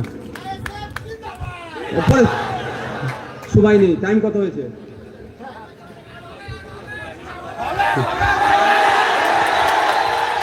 আচ্ছা, তাহলে এটার বিচার কে করবে? পুলিশ মন্ত্রী। এখনো করেছে? আমরা আজকে শামশেরগঞ্জ থেকে দাঁড়িয়ে এখানে আইবিডিআইবি পুলিশের লোকের মাধ্যমে মুখ্যমন্ত্রীর কানে পৌঁছাতে চাই, 2026 সাল নির্বাচন আসছে। সত্যিকারের যদি আপনি সংখ্যালঘু দলিত হন, ওই ফার্জে বিএসএফ ছেলে যারা এসে গুলি করেছে তাদের বিরুদ্ধে আপনি ব্যবস্থা গ্রহণ করবেন। তারপরে শামশেরগঞ্জের মাটিতে আসবেন, ধুলিয়ানের মাটিতে এসে ভোট চাইতে আসবেন। তার আগে আপনি আসবেন না। আমরা শুনেছিলাম যখন এই দাঙ্গার মতো ঘটনা সংঘটিত করেছিল, তারপরে পরেই মমতা ব্যানার্জি বলেছিলেন ওটা আরএসএস এর কাজ, ওটা বহিরাগত এসে এলাকায় হিংসা ছড়িয়েছে। কিন্তু আমার প্রশ্ন, কজন আরএসএস এর কর্মীকে, কজন বিজেপির কর্মীকে, কজন বহিরাগতকে আপনি অ্যারেস্ট করেছেন? তার তথ্য শামশেরগঞ্জের মানুষকে দিন। আমরাও দেখতে চাই সত্যিকারের কারা বাইরে থেকে এসে হিংসা করে পালালো। বলেছিল না? হ্যাঁ, আপনার ভগ্নিপতির নাম কি? তাহলে আরএসএস করে নাকি? আমি এমনি বলছি, বসেন, বুঝতে পারছেন? তো রহিম শেখ হয়তো আরএসএস এর বড় কর্মী, ওই জন্য ধরে ভরে দিয়েছে। এই জন্য অনেকে আছে। তাই আমি অনুরোধ করবো আপনাদের, আগে উত্তর দিতে হবে, তারপরে ভোট চাইবে। এটা বলছি বলে আপনি আমাকে ভোট দেবেন একবারের জন্য নয় ভাই। আমি এসব বলছি বলে আপনি আমাকে ভোট দেন একবারের জন্য বলবো না। ভালো লাগলে দেবেন, না লাগলে দেবেন না, সমালোচনা করবেন, কোনো আমার সমস্যা নেই, কিন্তু হক কথা বলতে হবে। আপনারা 2011 সালে বলুন, 21 সালে বলুন তো, কেন তৃণমূলকে ভোটটা দিয়েছেন? এখানে যারা বসে আছে 95% মানুষ 2021-এ তৃণমূলকে ভোট দিয়েছিল। ভুল বলছি নাকি? কেন ভোট দিয়েছিলেন? বিজেপির অত্যাচারের হাত থেকে বাঁচার জন্য। সারা পশ্চিম বাংলার সংখ্যালঘু থেকে সংবিধান প্রেমী মানুষেরা, ধর্মনিরপেক্ষতায় যারা বিশ্বাসী, যারা যায় বিজেপির এই হিংসাকে বন্ধ করতে, তারা একজোট হয়ে তৃণমূলকে এই জন্যই ভোটটা দিয়েছিল যে উত্তরপ্রদেশের মতো অবস্থা পশ্চিম বাংলায় না হয়, হরিয়ানার মতো অবস্থা পশ্চিম বাংলায় না হয়, গুজরাটের মতো অবস্থা পশ্চিম বাংলায় না হয়। আর আজকে আমরা দেখছি উত্তরপ্রদেশে যেটা হচ্ছে পশ্চিম বাংলায় সেটা হচ্ছে, হরিয়ানাতে যেটা হচ্ছে পশ্চিম বাংলায় সেটা হচ্ছে, গুজরাটে যেটা হচ্ছে পশ্চিম বাংলায় যেটা হচ্ছে সেটা হচ্ছে, অসমে যেটা হচ্ছে পশ্চিম বাংলায় সেটা হচ্ছে। তাহলে আমার ভোটটা দিয়ে লাভটা হলো কি ভাই? যদি আমি ঋণ আর দেবো না, কিন্তু লাভটা কি হলো আপনাদের? আপনারা ভোট দিয়েছেন বিজেপিকে আটকাতে। সমস্যা এখানে, আপনাদের ভোটটা দেওয়া দরকার ছিল এই রোগটাকে নির্মূল করতে। রোগটাকে আগে নির্মূল করতে হবে। বিজেপি তৃণমূলটা ব্যাপার নয়, রোগটা হচ্ছে ব্যাপার। সব পাখি মাছ খায় আর মাছরাঙার দোষ হয়। এখন বিজেপিকে দেখানো হচ্ছে বিজেপি তো অবশ্যই চরম সাম্প্রদায়িক রাজনীতি করছে, হিন্দু মুসলমানের মধ্যে বিভেদ লাগানোর চেষ্টা করছে। আর আমরা হিন্দু মুসলমান নির্বিশেষে বিজেপির বিরুদ্ধে আমরা একসাথে লড়াই করব বিজেপির বিরুদ্ধে। কিন্তু আর যারা সাম্প্রদায়িক রাজনীতি করছে তলে তলে, সেগুলো দেখবেন না। উত্তরপ্রদেশে সাম্বাল মসজিদের সার্ভেকে কেন্দ্র করে উত্তরপ্রদেশ পুলিশ 4 থেকে 5টি মুসলিম যুবককে খুন করেছিল। আপনার এখানের পাড়ার ইমাম সাহেব সেটা নিয়ে শুক্রবারে কত সুন্দর বয়ান দিয়েছিল বলুন তো। উত্তরপ্রদেশ বিজেপির বিরুদ্ধে দেওয়া দরকার। আর আমাদের পশ্চিম বাংলার সুতিতে ইজাজকে পশ্চিম বাংলা পুলিশ গুলি করে খুন করলো। আমার ইমামের মুখ থেকে আর ইজাজের নামটা বেরোলো না। এটা কেমন ভাবে হবে বলুন? এইটাই হচ্ছে ডিফারেন্স। উত্তরপ্রদেশে গোরক্ষক বাহিনীরা গোমাংস খেয়েছে বলে পিটিয়ে মারা দিচ্ছে। হরিয়ানাতে গোরক্ষক বাহিনীরা গোমাংস খেয়েছে নাকি এই অপরাধে পিটিয়ে মারছে। আর পশ্চিম বাংলার দুর্গাপুরে পরিজাত গাঙ্গুলি গরু নিয়ে যাচ্ছিল বলে তাকে পিটিয়ে মারার চেষ্টা করছে। তফাৎ কোথায়? যে পরিজাত গাঙ্গুলি মেন হোতা, তাকে পুলিশ এখনো গ্রেফতার করেনি। আমি পরে তদন্ত করছি কেন গ্রেফতার করছে না। আমার কাছে একটা ভিডিও এসেছে, পোস্ট করেছে ফেসবুকে, সেখান থেকে পেলাম যে দুর্গাপুর আসানসোল দুর্গাপুর ডেভেলপমেন্ট অথরিটির যিনি চেয়ারম্যান তথা তৃণমূলের নেতা, এই বিজেপি নেতা পরিজাত গাঙ্গুলির সাথে জন্মদিবস উদযাপন করছে। আর আপনাদের এত লজ্জা নেই এখানে যদি কেউ কংগ্রেস করে আর অন্যদিন যদি তৃণমূল করে, ওর মেরে কিভাবে পা ভাঙবো সেই চেষ্টা করছেন। আর দেখুন পরিজাত গাঙ্গুলি এত বড় নেতা, আপনার আমার বাপের বয়সী মুরব্বিটার মাথায় মেরে মাথা ফাটিয়ে 8টা সেলাই করে দিল, গলায় দড়ি দিয়ে প্রাণে মারার চেষ্টা করেছিল। ওই পরিজাত গাঙ্গুলির বিজেপির নেতার নেতৃত্বে ওদেরকে গাড়িতে তুলে আগুন লাগিয়ে দেবো বলে চিৎকার করছিল। অকথ্য ভাষায় ধর্ম তুলে গালাগালি করলো।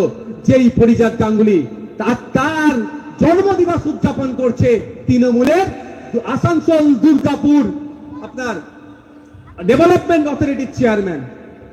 আর আপনি আমি ও আইএসএফ করে ওর নামে কিভাবে মিথ্যা মামলা দেওয়া যায়, ও কংগ্রেস করে ওর নামে কিভাবে মিথ্যা মামলা দেওয়া যায়, ও সিপিএম করে, ও আরো যে রাজনৈতিক দলগুলো আছে ওগুলো করে ওর নামে কিভাবে মামলা দেওয়া যায়, আমি আপনি বুথের স্তরে দেখছি। হ্যাঁ, আমাদের লজ্জা থাকা উচিত।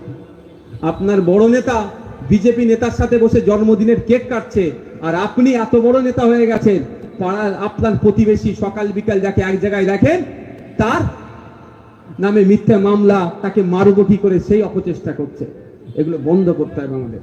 বন্ধুগণ, অনেক বকে ফেললাম গো, কটা বাজে?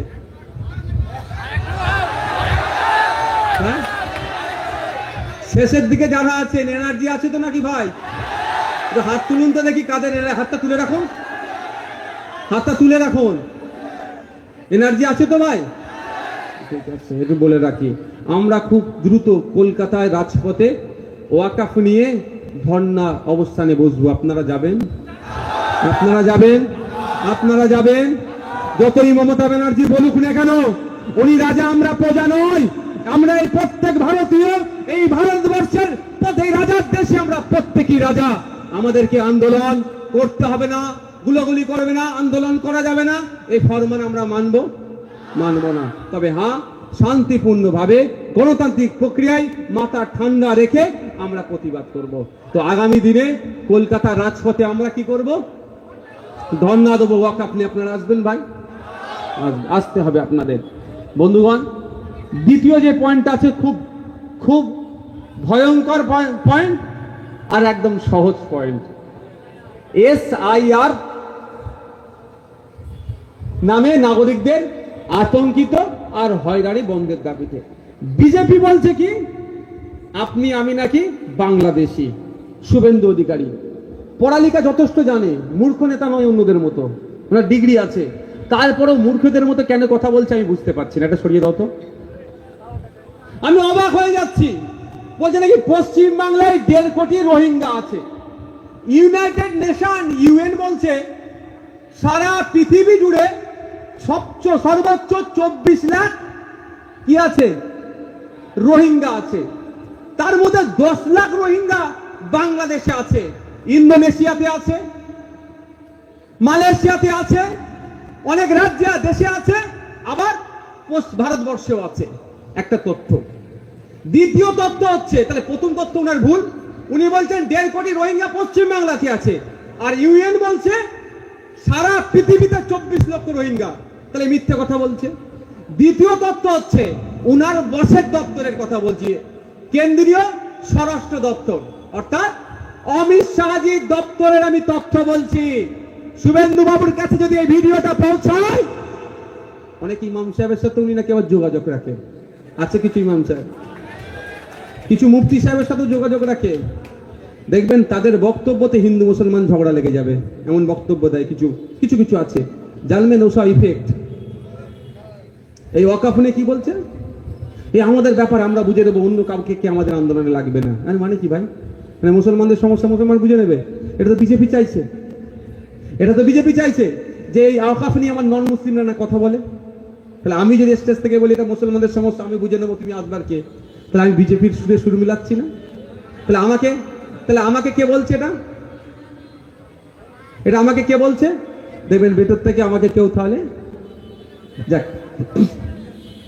আরেকটা, অমিত শাহজির দপ্তর বলছে সারা ভারতবর্ষে কত,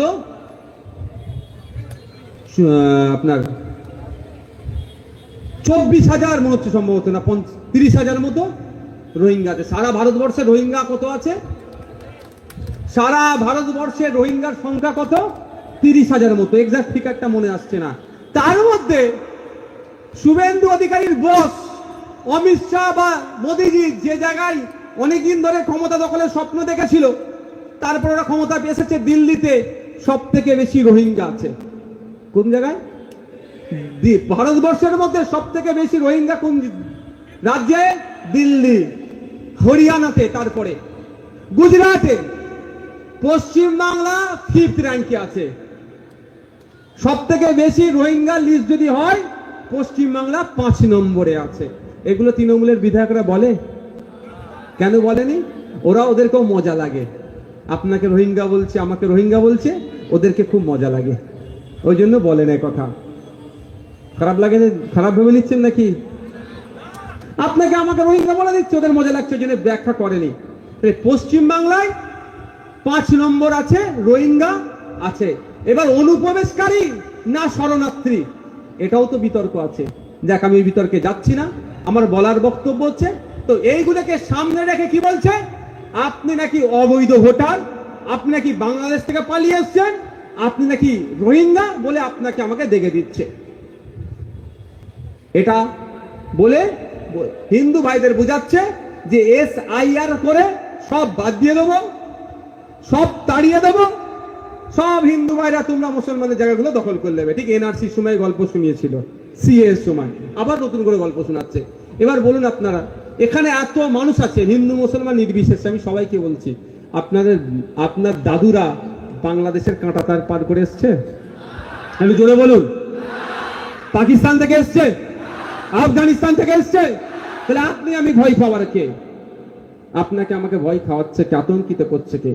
আতঙ্কিত করছে তৃণমূল, আর হয়রানির চক্রান্ত করছে বিজেপি। তাই আমরা এই শামশেরগঞ্জের মাঠ থেকে, শামশেরগঞ্জ এলাকা থেকে ইলেকশন কমিশন অফ ইন্ডিয়াকে জানিয়ে দিতে চাই, এসআইআর এর নামে কোন বৈধ ভোটারকে ডাউটফুল করে হয়রানি করলে আমরাও কিন্তু গণতান্ত্রিক প্রক্রিয়াতে ইসিআইয়ের বিরুদ্ধে আইনত লড়াইয়ে যাব। সাথে সাথে এটাও বলতে চাই, যারা অবৈধ ভোটার আছে, দাদু মারা গিয়েছে, প্রতি বছর ভোটের সময় তারা ভোট দিচ্ছে, তাদের নামটা যাতে কাটা যায়, প্রয়োজনে আমাদের সহযোগিতা চাইলে আমরা ইসিআইকে সহযোগিতা করব। অবৈধ যত ভোটার আছে তাদের বাতিলের জন্য আমরা সহযোগিতা করব। একদমই দরকার নেই, কিন্তু বিজেপি সরকারকে আটকাতে গেলে তো বিজেপিকে যে ফ্রন্টে নিয়েছে লড়াই করতে চাইছে তাকে তো আটকাতে হবে। এটা আমার বাড়ি ভাই, এই যে এটা আপনাদের শামশেরগঞ্জ। আমাকে যদি আমিরুল এরা যদি এই জায়গাটা না করে দিত, আমি বলতে পারতাম এসে, বাবা দাঁড়ান, বাবা হ্যাঁ হ্যাঁ একটুখানি বোঝার চেষ্টা করুন। বাপ ঠিকই বলেছে, বিজেপি সরকার আর নেই দরকার। 100 বার আমরা বলবো বিজেপি সরকার আর নেই দরকার। বিজেপি হাঁটাও, দেশ বাঁচাও, তৃণমূল হাঁটাও, রাজ্য বাঁচাও, বলবো 100 বার ওনার সাথে সহমত। কিন্তু একটু বুঝতে হবে, আমি যেখানে এসে বক্তব্য দিচ্ছি, আমি কি ফুরফুরা শরীফ বা হুগলি থেকে এসব স্টেজ নিয়ে এসে করেছি? এখানে আমার একটা টিম ছিল, তৈরি করেছে, আপনাদের কানে খবর পৌঁছেছে যে ভাইজান আসবে, আপনারা ছুটে এসেছেন। তো বিজেপি পশ্চিমবাংলায় আসবে কিভাবে একটু জানবেন? জানতে চান আপনারা? একটু জানি তো পশ্চিমবাংলায় বিজেপিকে কে জায়গাটা করে দিচ্ছে, যে করে দিচ্ছে তার নাম হচ্ছে খলিলুর রহমান সাহেবের নেত্রী।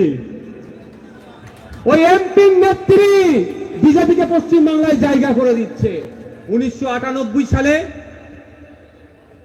বিজেপির হাত ধরে তৃণমূলের জন্ম হয়েছে, রেকর্ড করে রাখুন। আমি ভুল বললে আমার নামে নোটিশ পাঠাবে মমতা ব্যানার্জি। একবার মমতা ব্যানার্জির ভাইপোর নামে অর্থাৎ অভিষেক ব্যানার্জির নামে একটা কথা বলেছিলাম, একটা উকিল নোটিশ পাঠিয়েছিল। আমার তো ইচ্ছা গিয়েছিল কি জানেন, অনেকটা ভয়ঙ্কর ইচ্ছা গিয়েছিল। আমাদের সবার ভালোবাসার মানুষ বিকাশ স্যারকে বললাম, স্যার আমি রাগে এটা করতে চাই।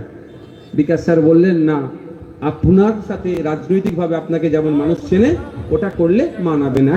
একটা কথা বলেছিলাম, আমি ভয় পেয়ে বিকাশ স্যারকে ফোন করিনি। আমি বলি, স্যার আমি এটা করব, কারণ আমি আমার সাথে ওর যথেষ্ট সম্পর্ক, আইনি ব্যাপার। আমি শামীম ফিরদৌস দাকেও ফোন করলাম, দাদা আমি এটা করব, আমার রাগ হয়েছে, আমার নামে নোটিশ পাঠাবে? যেটা করতে চেয়েছিলাম, বললো না এটা করবেন না, আপনার ইমেজ আপনার সম্মান একটা যথেষ্টভাবে মানুষের কাছে আছে। যাক, আমার নামে নোটিশ পাঠিয়েছিল, আমি ভিডিওর উত্তর দিয়েছিলাম, আর এসেছে মামলা। তো আমি ভুল কথা বললাম, আমার নোটিশ পাঠাতে পারে, আমি উত্তর দেব। যাক, আমার বলার বক্তব্য 1998 সালে তৃণমূলের জন্ম বিজেপির হাত ধরে। বিজেপি তার আগে প্রচুর চেষ্টা করেছিল পশ্চিম বাংলাতে তার দলের শাখা পোশাখা খুলবো, পারেনি। একটা উদাহরণ যদি আমি দিই, ওই রাস্তার উপরে যারা দাঁড়িয়ে আছেন, ওই রাস্তার উপরে আমার ভালোবাসার মানুষ বলি তো দাঁড়িয়ে আছেন নাকি এত সময় দিয়ে? আমি বলি যে ওই রাস্তার উপরে আমি ধান চাষ করব, সম্ভব হবে? কি করতে হবে? রাস্তার ইট বালি পাথর সরাতে হবে, ধানের উর্বর যে মাটি চাই সেটা আনতে হবে, নাগল দিতে হবে, ট্রাক্টর দিতে হবে, পানি দিতে হবে, সময়ের সাথে সাথে তারপরে বীজ বপন হবে, ধান গাছ বড় হবে, তারপরে ধান হবে। সময় সাপেক্ষ নয়? আমি যদি বলি কালকেই আজমেরুল তুমি রাস্তার উপরে ট্রাক্টর চালিয়ে দাও, হবে কি ধান গাছ? কিন্তু আমার ইচ্ছা আমি এখানে ধান গাছ দেখতে চাই, তাহলে টাইম লাগবে। তো পশ্চিম বাংলার বিজেপির জন্য উর্বর মাটি আস্তে আস্তে মমতা ব্যানার্জি তৈরি করেছে। 1998 সালের আগে বিজেপি প্রচুর চেষ্টা করেছিল যে পশ্চিম বাংলায় সে তার থাবা বসাবো। যতবার থাবা বসাতে চেয়েছে, তৎকালীন শাসক দল স্প্রে করে ওর চারাকে নির্মূল করেছে। যতবারই চারা বপন করেছে ততবারই স্প্রে করেছে, গাছকে মেরে দিয়েছে। তখন দেখলে এইভাবে হবে না। কংগ্রেস থেকে তৃণমূলকে ভাগ করে বার করে ওকে অক্সিজেন দিল, ওকে রেজিস্ট্রেশন করার সুযোগ দিল, ওকে ফুল ব্যাকআপ দিল। তার প্রমাণ আমি বলে দিচ্ছি, এখনো গুগল সার্চ করলে পাবেন। সিঙ্গুরের আন্দোলনের সময় মমতা ব্যানার্জির সব থেকে পেছন দিকে যিনি কাছে দাঁড়িয়েছিলেন তার নাম হচ্ছে রাজনাথ সিং। যিনি কেন্দ্রীয় এখন ডিফেন্স মিনিস্টার বিজেপির, সবসময় সাথে করে নিয়ে ঘুরত। নন্দীগ্রামে রাজনাথ সিং ওনাকে সাথে করে, অর্থাৎ ঘিরে রাখতো, কেউ না আক্রমণ করে দেয়, তার হাত দিয়ে আস্তে আস্তে জায়গাটা রেডি করলো। রেডি করার পরে 11 সালে পালা বদল হলো। 2011 সালের পর থেকেই তো বিজেপি এর বলে কিছু জানতে পারলাম আমরা। 2016 সালে প্রথম নির্বাচন হলো 11-র পরে, তখন বিজেপির 3টে এমএলএ পেল। 2019 সালে লোকসভা নির্বাচন, বিজেপিকে ঢেলে ভোট দিল তৃণমূল, বাড়িয়ে দিল। বলছে সেই কি কার্ড, মানে নুনের কার্যে না কি বলেন, একটা নুন খেয়েছি নেমো খারামি করবো, সুযোগ দিল। 2021-এ 77-এ পৌঁছে দিল। আর আপনি আমি কি বলছি যে বিজেপি আসতে যাচ্ছে, ওকে আটকাতে হবে। কে আটকাবে? তৃণমূল। তৃণমূল আটকালো না, তৃণমূলের আমলে সব থেকে বিজেপি বেশি বাড়লো। তো আস্তে আস্তে আস্তে আস্তে জায়গাটা দিচ্ছে। আগামী দিন আসবে, পরিবারের কারো গ্রেফতারের ভয়ে বলবে, আলো সরকারটা তুমি রাখো, আমার টাকা আমি দুবাই 8,000 কোটি টাকা পাঠিয়ে দিয়েছি। আমি এটা 1 বছর আগের কথা বলছি, 8,000 কোটি টাকা পাঠিয়েছি, আরো বিভিন্ন দেশে পাঠিয়েছি, ওখানে আমি চলে যাচ্ছি, তুমি সরকার চালাও। তখন কি করবেন? তখন খলিলুর বাবু কি করবেন? তাহলে কপালে বড় তিলক রেখে তিলক কেটে ঘুরবে নাকি? গল্প শোনাচ্ছে। কি বলছি বুঝতে পেরেছেন? তা বন্ধুগণ, এটা নিয়ে আমাদেরকে একটু ভাবতে হবে যে বিজেপিকে আটকানো আমাদের কাছে চ্যালেঞ্জ না, আমাদের কাছে চ্যালেঞ্জ হচ্ছে আমার হয়ে বলার লোক কটা পাঠালাম। বিধানসভার মধ্যে দাঁড়িয়ে থেকে আপনার হয়ে কথা বলার লোক আছে না নাই, এটা হচ্ছে বড় চ্যালেঞ্জ আমাদের কাছে। আজকে বিধানসভার মধ্যে দাঁড়িয়ে কেন শামশেরগঞ্জের নিরাপরাধ মানুষগুলোকে গ্রেফতার করে রেখেছে, এই কথা বলার এখানকার বিধায়কের সাহস হচ্ছে না। 2026 সালে যদি আপনারা ওই রকম কথা বললে মানুষকে পৌঁছাতে হবে, নাইকে নাই, সাদাকে সাদা, কালোকে কালো বলতে পারে, তেমন মানুষকে পৌঁছাতে হবে। এইরকম মানুষকে তৈরি করতে হবে। আমরা পাঠালাম কি বিজেপিকে আটকানোর জন্য, যাকে পাঠালাম, যাকে ভোট দিলাম, বিজেপির থেকে সে ভয়ঙ্কর কাজ করে দিচ্ছে। উত্তরপ্রদেশে মুসলমানদেরকে পিটিয়ে মারছে, যে পিটিয়ে মারছে তার রাজনৈতিক পরিচয় কি? বিজেপি। ধর্মীয় পরিচয় মুসলমান নয়। আর পশ্চিম বাংলাতে মুসলমানকে পিটিয়ে মেরে দিচ্ছে, তার রাজনৈতিক পরিচয় তৃণমূল, ধর্মীয় পরিচয় মুসলমান। আমাদের ভাঙড়ে আব্দুর রাজ্জাক খান তৃণমূলের নেতা, আমি তৃণমূলের নেতা বলে জানি না, ভোটার, তার ধর্মীয় পরিচয় কি? মুসলমান, ইসলাম ধর্মের অনুসারী সে। আর যাকে অ্যারেস্ট করেছে, যে কটাকে, বুঝতে পারছেন ভয়ঙ্কর খেলা খেলছে। তাই আমি বলি আরএসএস সব থেকে বেশি প্রাধান্য আমাদের রাজ্যে বিজেপির থেকেও তৃণমূলকে দেয়। আরএসএস একটা মাদার অর্গানাইজেশন, ওর বিভিন্ন শাখা আছে, তার মধ্যে একটা শাখা তৃণমূল কংগ্রেস। এটা মাথায় রাখবেন আপনারা, এটা মাথায় রাখবেন। আর সহজে বলছি একটা কথা, আচ্ছা বলুন, আপনাদের যারা বাপ ছেলে মেয়ে যাদের হয়েছে, যারা বিয়ে শাদী ছেলে মেয়ে হয়েছে, ছেলে মেয়ে যতই মাদরামি করুক না কেন, ছেলে মেয়ে যতই মাদরামি করুক না কেন, আপনি বলেন আগে 2-4টে চপড় দিতে পারেন, কিন্তু ছেলেকে কি আপনি দূর করে দেবেন? ছেড়ে দাও, রাব্বা কোথা দিয়ে দাও।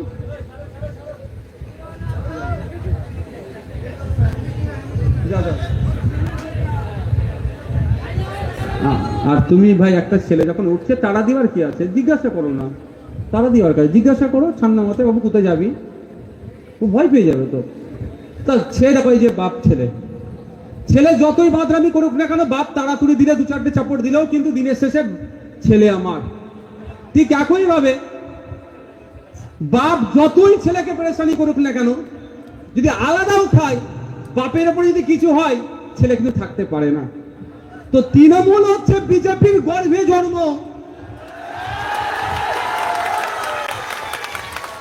শুভেন্দু অধিকারীর বর্তমান দল থেকেই তৃণমূলের জন্ম হয়েছে।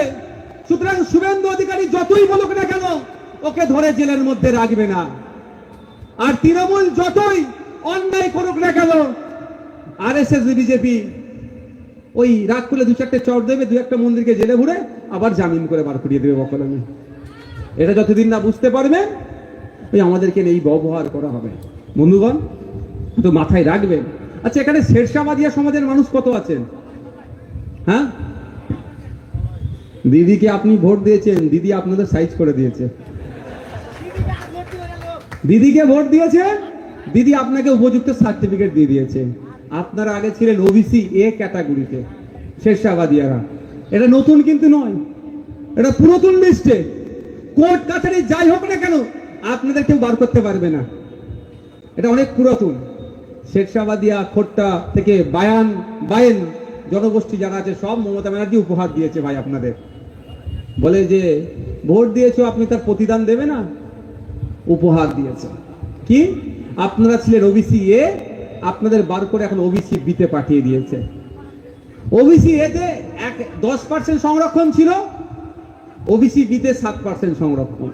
তাই এত বড় একটা জনগোষ্ঠী, আমার মনে হয় ওবিসি এতে সব থেকে বড় জনগোষ্ঠীর নাম হচ্ছে শেরশাবাদিয়া। তাদেরকে তুলে কোথায় ঢুকিয়ে দিল? যেখানে কম্পিটিশন বেশি। যা 2-4টে সরকারি চাকরিজীবী পাচ্ছিলেন, মমতা ব্যানার্জি যা করে দিল আর পাবেন না। তাই আমি শেরশাবাদিয়া জনগোষ্ঠী যারা নেতৃত্ব আছে, আমার বক্তব্যের মাধ্যমে বলছি, চলুন আগামী দিনে ডেট করুন, কলকাতায় যাবেন, ওবিসি কমিশন ঘেরাও হবে। আপনারা চলুন, আপনাদের ব্যানারে দেখুন নওশাদ সিদ্দিকী আপনাদের সাথ দেবে। প্রয়োজনে গিয়ে ওখানে তালা লাগিয়ে বসে থাকবে। কোন যুক্তিতে তাদের সাথে আলোচনা করে শেরশাবাদিয়ার কত পরিবারকে নিয়ে সার্ভে করে আপনি ওবিসি এ থেকে ওবিসি বিতে ঢুকালেন, এর জবাব আগে দিতে হবে, নাহলে তালা মেরে অফিসারকে ভেতরে লুকিয়ে বসে রাখবো। আমি সামনের লিডার থাকবো।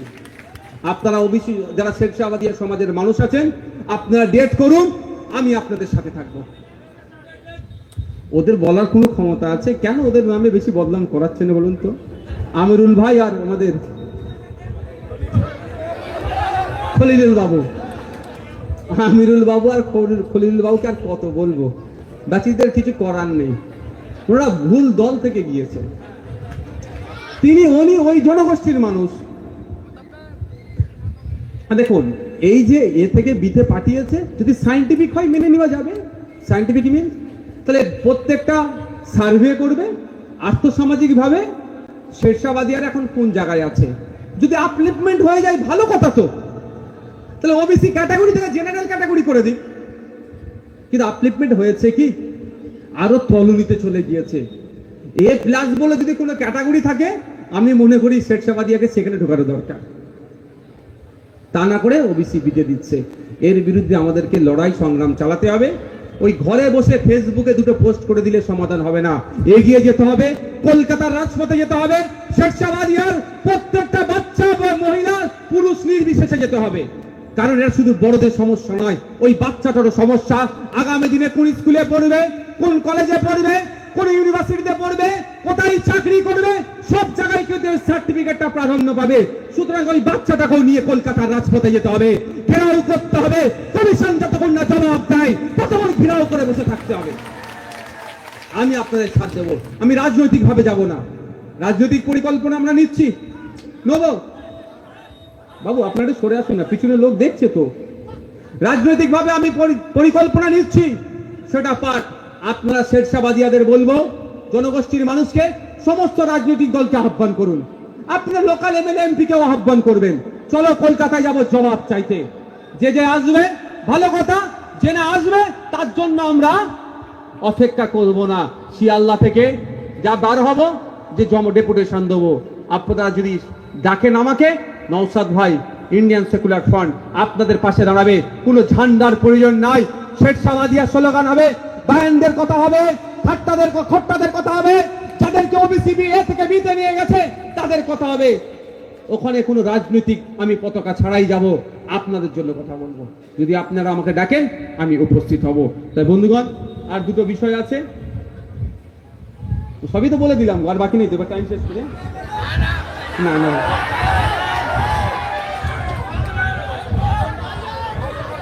পানির বোতলটা দাও।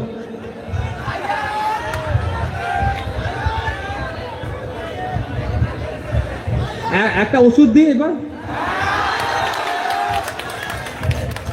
আমার হাতে এটা কি, এর দাম কত? কি করে জানলেন? NRP। ম্যাক্সিমাম রিটেল প্রাইস, এর বাইরে বিক্রি করা আইনত দণ্ডনীয় অপরাধ। আমরা চেষ্টা করি 9 টাকা, 9.5 টাকা, 8.5 টাকায় কিভাবে নিয়ে নেবো, তাই না? ঠিক আছে, ওটা আইনত অপরাধ নয়। এবার এটা দিয়ে একটু ওষুধ আমি দিয়ে যাই। আমাদের এলাকায় দেখবেন কাল কি বা আজকে সন্ধ্যাবেলাতে কি বলবে, ওয়ে এরমে বলে পাড়াতে তো, আমাদের সাইকেল নিচ্ছ, আমাদের কন্যাশ্রী, আমাদের রূপশ্রী, আমাদের পাড়ায় সমাধান, কি বলে আমাদের রেশন, আবার আমাদের বিরোধিতা করছো তোমরা, এরম বলে না? তার জবাবটা আজকে আমি দিয়ে যাই। শুনবেন তো নাকি? এটা শুনতে খারাপ লাগে না ভাই? শুনতে খারাপ লাগে তো? এর ওষুধটা আমি একটু আজকে দিয়ে যাই। ওষুধটা এবার শুরু করছি। এই যে লক্ষ্মীর ভান্ডার, এই যে কন্যাশ্রী, রূপশ্রী, এটা কি মমতা ব্যানার্জি তার ট্যাক্স থেকে টাকাটা ছাপিয়ে দিচ্ছে? এটা কি অভিষেক ব্যানার্জি তার এমপি কোটার, এই আপনার এমপি স্যালারি যেটা 4.5 লাখ টাকা মতো পায় তার থেকে দিচ্ছে? এটা কি খলিলুর রহমান সাহেব ওই বিড়ি বিক্রি করে যে লাভটা পায় তার থেকে দিচ্ছে? এমনি শ্রমিকদের শ্রম চুরি করে নিচ্ছে, আবার লাভের টাকা দেবে? তো বেশি হয়ে যাচ্ছে নাকি বলুন তো? বেশি হচ্ছে না তো? আমি আবার ফিরে যেতে পারবো তো? কাউকে লাগবে না ভাই আমার, কাউকে না না দিতে হবে না ভাই আমার, আমি একাই আমি যথেষ্ট। লাগে শুধু দোয়া করবে, আশীর্বাদ করবে, যেন হক কথা বলতে পারি আর সঠিক পথে থাকতে পারি, আর বেশি কিছু লাগবে না। ভোটের সময় না ভোট দিলেও চলবে, তাও বলে যাচ্ছি। ভালো লাগলে ভোট দেবে, না দিলেও চলবে। এটা তো ডেমোক্রেসি ভাই।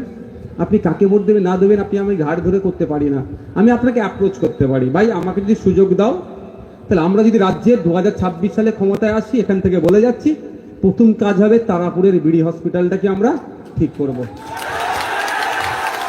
সাথে সাথে এই গঙ্গা ভাঙন রোধের জন্য যে প্রকল্প আছে সেই প্রকল্পকে চালু করে এই গঙ্গা ভাঙন বিজ্ঞানসম্মতভাবে কিভাবে রোধ করা যায় তার আমরা সর্বোচ্চ চেষ্টা করব।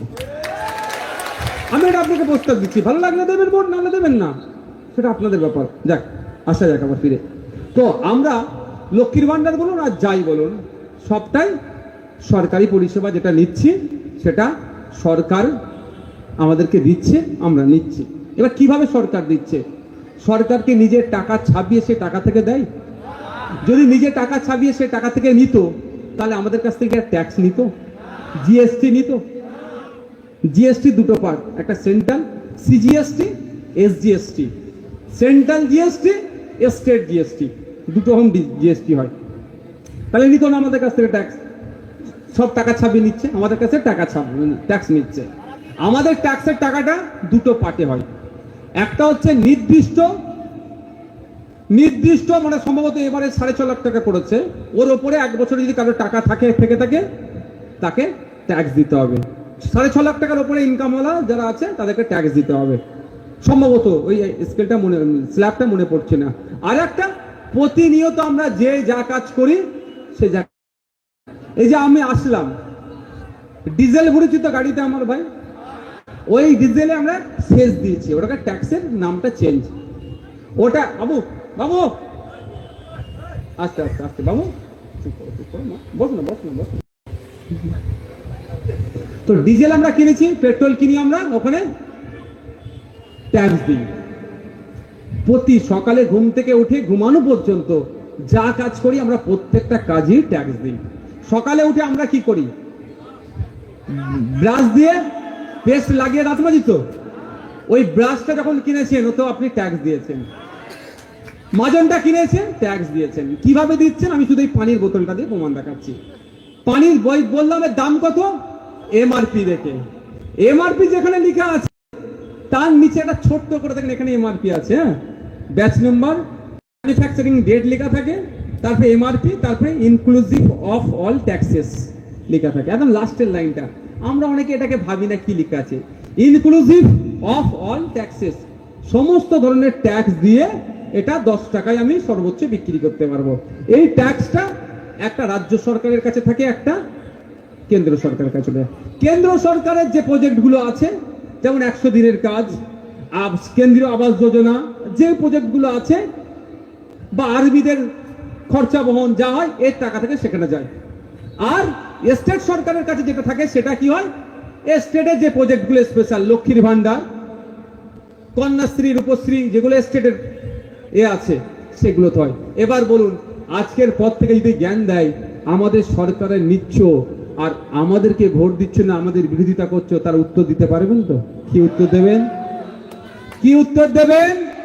মুর্শিদাবাদ থেকে 21টা এমএলএ দিলাম আমরা মুর্শিদাবাদবাসী, তারপরেও আমাদেরকে একটা হাফ মন্ত্রী তুলা দিয়েছিস না?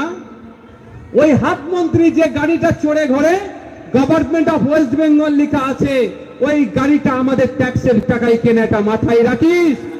বেশি যদি বলিস তোদের তাহলে ওই গাড়িটাও গণতান্ত্রিক প্রক্রিয়ায় কেড়ে নেবো আমরা। পারবেন বলতে তো নাকি? আমি বুঝাতে পারলাম কি আপনাদের? আপনার এলাকার যিনি এমএলএ সাহেব কত টাকা পাই মাসে জানেন? হ্যাঁ, শুনেছো তো? হ্যাঁ, সচেতন হতে হবে। ওই 1,21,000 টাকা কোথা থেকে এসছে? মমতা ব্যানার্জি দিচ্ছে না, মোদী পাঠাচ্ছে। যে আমিরুল সাহেবকে, নওশাদ সিদ্দিকীকে, মমতা ব্যানার্জিকে, শুভেন্দু অধিকারীকে, তারপরে বলুন না ইমানি বিশ্বাস যিনি আছেন, এদেরকে কি তুমি মমতা ব্যানার্জি পাঠাচ্ছে নাকি? মোদী পাঠাচ্ছে মাসে মাসে? আপনাদের ট্যাক্সের টাকা থেকে আসছে। সুতরাং যারা আজকের পর থেকে বলবে আমাদের সরকারের নিচ্ছ আর আমাদের সরকারকে ভোট দিচ্ছ না, উল্টে বলবে এই যে শামশেরগঞ্জের বিধায়ক, ফারাক্কার বিধায়ক, ভাঙড়ের বিধায়কের যে 1,21,000 টাকা মাসে পাচ্ছে ওটা আমরা দিচ্ছি রে। আবার তুই আমাকে গল্প শোনাচ্ছিস? যদি আমি 1,21,000 টাকার 21 পয়সা নিজের জন্য নিইনি, আমি খরচ করে দিই। কেউ যদি নিজের জন্য নেয় সে অপরাধ করবে না। এতেও যদি না চুপ হয় তখন কি বলবেন? এতেও চুপ করলো না, তাও বলছে। নবান্নের 14 তলাটা দেখেছেন? কাদের টাকায় তৈরি? আমাদের টাকায় তৈরি। 14 তলায় মমতা ব্যানার্জি বসেন, একদম 14 টপ ফ্লোরে। ও রুমটা যেহেতু সূর্য থেকে একটু কাছে তো ওই জন্য চিল এসি চলে। আরে 14 তলা সূর্য থেকে কাছে হবে না? প্রথম তলায় যে হবে। আমি ভুল বলছি ভাই? নিচে থেকে 14 তলা, তো নিচের তলাতে যত সূর্য যতটা কাছে হবে 14 তলাতে আর একটু কাছে হবে না? তো ওই জন্য রোদটা হয়তো বেশি লাগতে পারে হয়তো। হ্যাঁ, স্বাভাবিকভাবেই। তো উনি যে রুমে বসেন সেই রুমের যে এসিটা চিল এসি থাকবে স্বাভাবিক। তো ওই চিল এসি লাগাতে ঠান্ডা হওয়ার জন্য এসিটা কিনা হয়েছে কার টাকায় জানেন? আপনাদের পাড়ার যিনি আছে, তো এরকম অনেক গরিব মানুষ ভিক্ষা করে খায়, আছে তো? ওই যিনি ভিক্ষা করেন তার ট্যাক্সের টাকায় মমতা ব্যানার্জির 14 তলার এসি কিনা হয়েছে, এটা মাথায় রাখবেন। আর ও আপনাকে জ্ঞান দিচ্ছে আমাদের সরকার করে। সরকার তো আমাদের, আমরা তো সরকার বানিয়েছি। 5 বছরের জন্য সুযোগ দিয়েছি, 5 বছর পরে টেনে ফেলে দেবো, তাই না? আপনি এমপি এমএলএ তো আপনি বানিয়েছেন। 5 বছর পরে যদি না পছন্দ হয় এমপি এমএলএ তৈরি হতে পারবে? 5 বছরের জন্য সরকার আপনি তৈরি করেছেন, কিন্তু সরকার হয়ে যাবার পরে আপনাকে কি করছে? তাড়িয়ে দিচ্ছে। আপনারা সজাগ সতর্ক থাকুন। আজকে আপনার পাড়া আপনার সমাধান, দুয়ারে সরকার, এটা করতে বাধ্য কিন্তু আইএসএফ এর সংযুক্ত মোর্চার এক বিধায়কই। আমি বলেছিলাম আর একটু সজাগ সতর্ক হন। আপনাদের কথা দিয়ে যাচ্ছি, যদি আপনারা সজাগ সতর্ক হন দেখবেন আগামী দিনে অফিসাররা আপনার বাড়ির দরজার সামনে দাঁড়িয়ে সমস্যা সমাধান করবে। এখন পাড়াতে করছে না? পাড়াতে করছে তো। আর একটু শক্ত হন, আর একটু শক্ত হন। আপনার দ্বারে এসে অফিসাররা বলবে হ্যাঁ বাবু এই এই এই হয়েছে, আমি এসডিও, আমি বিডিও, আমি অমুক তমুক এসেছি, আপনার কি সমস্যা বলুন, আমি সমাধান করব। সেই দিনটা আপনারা কি উদযাপন করবেন না? একটা সময় বিডিওতে গেলে তাড়িয়ে দিত, এখন বিডিও কোথায় এসছে? আপনার পাড়াতে চলে এসছে আইএসএফ এর চাপে পড়ে। আর একটু চাপ দেন, আপনার বাড়ির দরজায় আসবে বিডিও। এগুলো মাথায় রাখবেন, একটু মাথায় রাখার জন্য যেন বলছি। দেখুন, ভোট যখন আসে, ভোট প্রচারে যখন যায়, আমাদের ক্যান্ডিডেট যায় যদি বাকি সবাই, বয়স্ক দেখলে দাদু কেমন আছো পায়ে হাত দিয়ে সালাম করে নিতে চাই না? হ্যাঁ, ঠাকুমা কেমন আছো, দাদি কেমন আছো, নানা কেমন আছো, খালা কেমন আছো, ফুপু কেমন আছো, চাচি কেমন আছো, মাসি পিসি কেমন আছো করবে।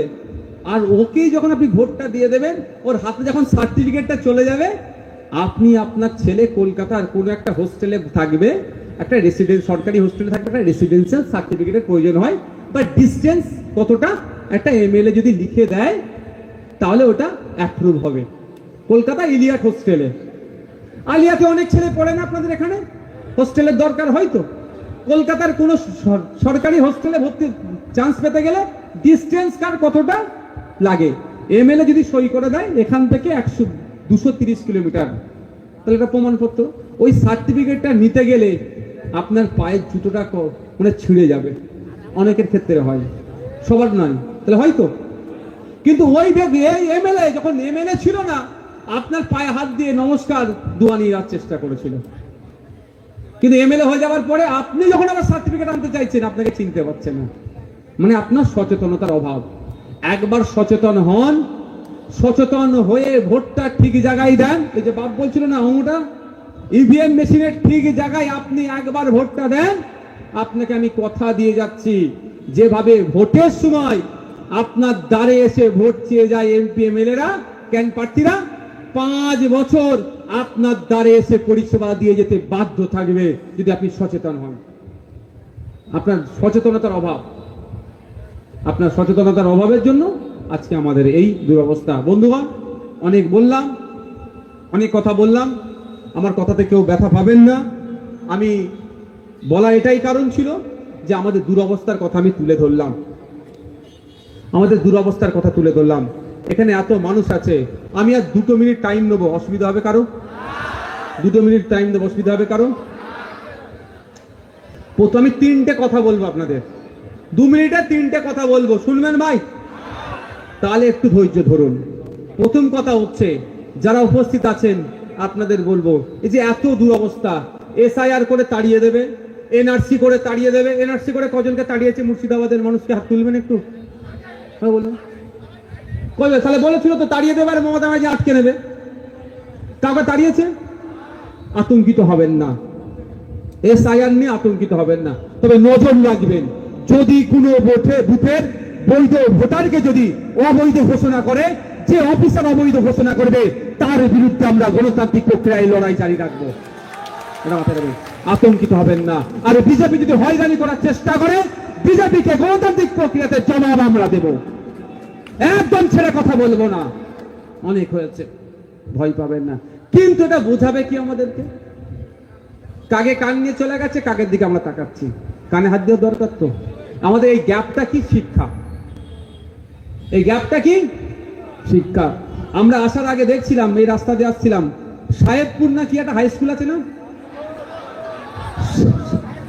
সাহেবনগর হাই স্কুল, চকাচক লাগছে, কালার খুব সুন্দর, ভালো কথা। খোঁজ নিয়ে দেখুন ওই হাই স্কুলে কটা টিচার আছে জান? আপনার লোকাল এলাকা আছে না? সব তো গার্জেন, কিছু বাচ্চা এসে বসে পড়েছে, কিছু করার নেই, তুলাও যাবে না এখন এই ভিড়ে। সব গার্জেন তো। এই বাচ্চাগুলো কি কালকে জিজ্ঞে বাড়িতে যান, বাড়িতে যাবেন সন্ধ্যার পরে।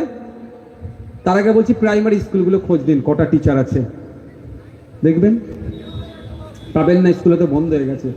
প্রত্যেকে আজকে বাড়ি যাবেন ভাই। আচ্ছা, এখানে যারা আছেন সবার ম্যাক্সিমাম প্রাইভেট স্কুলে পড়ে না সরকারি স্কুলে পড়ে?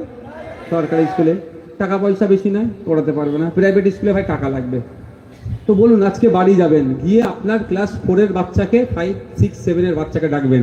7 অব্দি যাবেন না, ওদের এখন ইগো হয়ে গেছে, ওইটুকু ছিলে বিশাল ইগো। অত 5, 6-এর বাচ্চাকে ডাকবেন, ডেকে পেন খাতাটা দেবেন, কচি তোর নাম লেখতো, তোর আমি তোর বাপ, তোর নাম লে, তোর মায়ের নাম লে, কোথায় তোর ঠিকানা লে, কোন স্কুলে পড়িস, কোন ক্লাসে পড়িস। এটার জন্য তো বিশাল জ্ঞানের দরকার নেই, ইংলিশে লিখে দিতে বলবেন।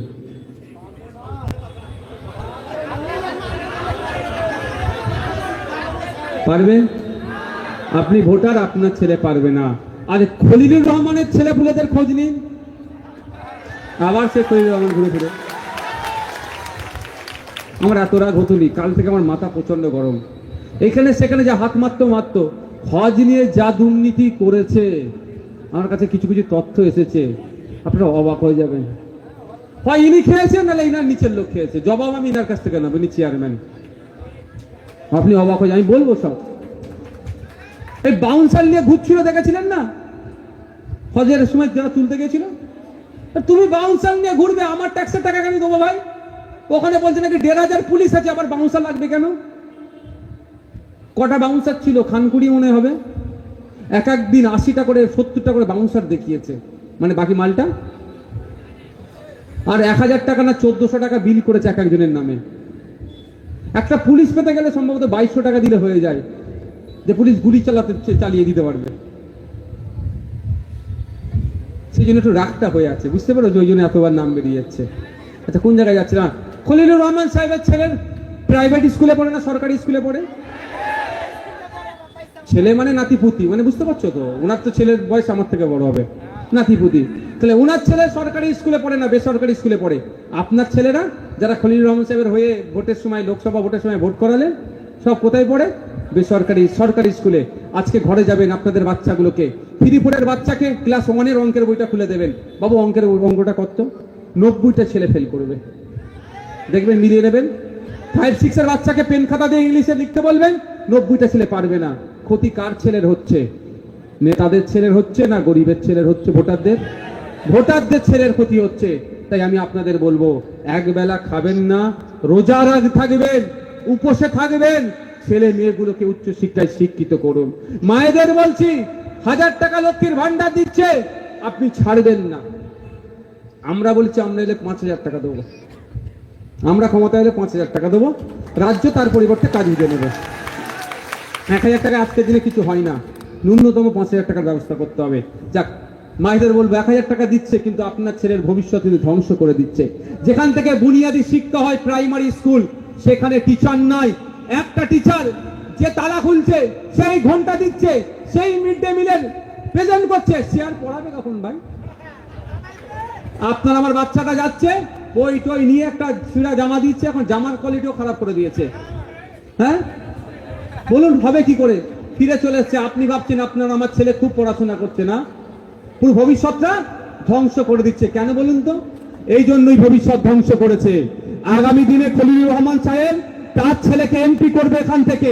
খলিলুর রহমান সাহেবের হয়ে তার ছেলের হয়ে বুথ দখলটা কে করবে? আপনার ছেলেকে করাবে। আপনি এখন খলিলুর রহমান সাহেবের হয়ে মারামারি করছেন, খলিলুর রহমান সাহেবের কথা এখন উঠছেন বসছেন, এমপির কথাই এখন বুথ দখল করছেন। এমপির ছেলে কালকে এমপি হবে, আবার তার হয়ে বুথ দখলটা কে করবে? আপনার ছেলে যদি পড়াশোনা করে ফেলে, বুথ দখল আর হবে না। তাহলে খলিলুর রহমান সাহেবের ছেলে এমপি নাও হতে পারে। ওই জন্য আপনার ছেলেটাকে মূর্খ এখন থেকে করে রাখছে। ওরা আগামী 20 বছরের প্ল্যান করছে, আর আপনি 500 টাকার 1000 টাকার জন্য আপনার ছেলের ভবিষ্যৎটা ধ্বংস করে দিচ্ছেন। তাই অনুরোধ, আপনার ছেলেগুলোকে আপনারা কি করবেন? উচ্চশিক্ষায় শিক্ষিত করবেন। দ্বিতীয় কথা হচ্ছে, আমি প্রশাসন নিয়ে অনেক কথা বলি, দিনের শেষে বলছি, প্রশাসন আমাদের সামাজিক বন্ধু, পুলিশ আমাদের শত্রু নয়। পুলিশের ভিতরে থেকে যারা আরএসএস কে মদত দিচ্ছে, বিজেপি কে মদত দিচ্ছে, আইনের বাইরে কাজ করছে, তোলাবাজি করছে, দালালি করছে, পার্টির হয়ে তৃণমূলের হয়ে দালালি করছে, তাদের বিরুদ্ধে আমাদের লড়াই চলবে। কিন্তু পুলিশ আমাদের সামাজিক বন্ধুটা মাথায় রাখবেন। পুলিশের সাথে আমরা কোনোভাবেই লড়াইয়ে জড়াবো না, বরঞ্চ আমরা পুলিশকে কি করব? সহযোগিতা করব। এটা মাথায় থাকবে। কোন একটা ঘটনা ঘটে গেল, পুলিশ এসেছে, তার উপরে আক্রমণ করে দেওয়া, এইগুলো কিন্তু চলবে না। সে তারও বাড়িতে মা থাকতে পারে, তারও বাপ থাকতে পারে, তারও বাড়িতে বাচ্চা আছে, তার উপরে আক্রমণ করলে, ক্ষতি হলে তার বাচ্চা, তার পরিবার আতঙ্কিত হবে। তাই আমার বলার বক্তব্য, পুলিশ প্রশাসনকে আমরা কি করব? সর্বদা সহযোগিতা করব, যাতে করে একটা সমাজ ব্যবস্থা সুষ্ঠুভাবে পরিচালিত হয়। সকলে ভালো থাকবেন, সুস্থ থাকবেন। 3 নম্বর পয়েন্টটা ভাই একটু খারাপ লাগতে পারে। আপনারা কোনোদিন দেখেছেন মমতা ব্যানার্জির সাথে শুভেন্দু অধিকারী হাতাহাতি লড়াই হতে? দিলীপ ঘোষের সাথে মোহাম্মদ হাতাহাতি লড়াই হতে? ফিরাদ হাকিমের সাথে সুকান্ত মজুমদারের হাতাহাতি লড়াই হতে?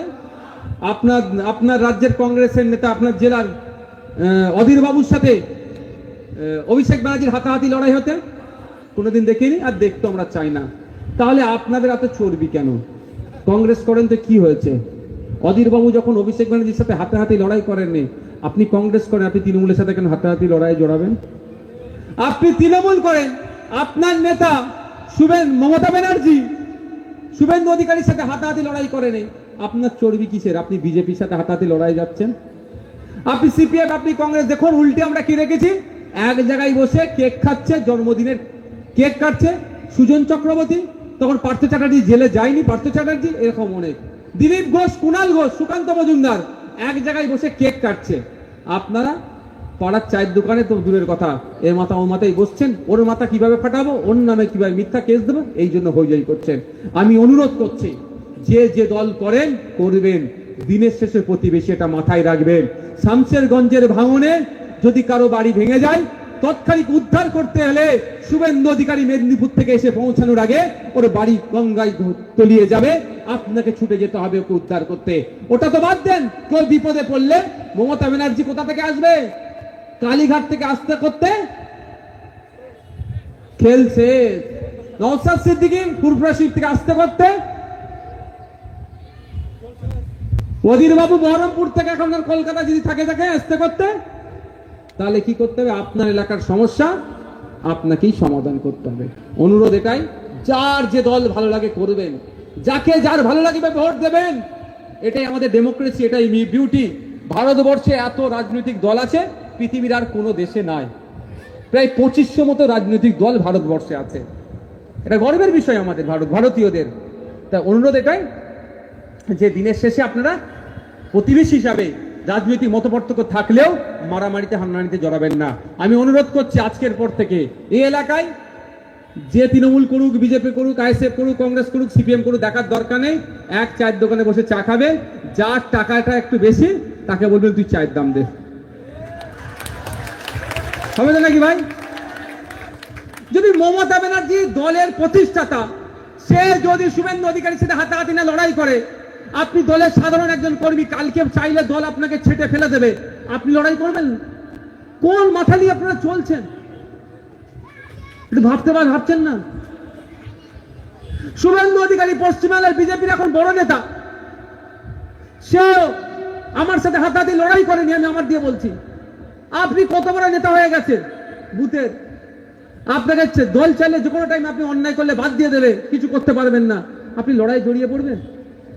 অনুরোধ এটাই, বুথ স্তরে আপনারা মারামারি হানাহানিতে জড়াবেন না। ভালো থাকবেন, সুস্থ থাকবেন। অনেক কথা বললাম, আবার কোনো সময় দেখা হবে। ধন্যবাদ।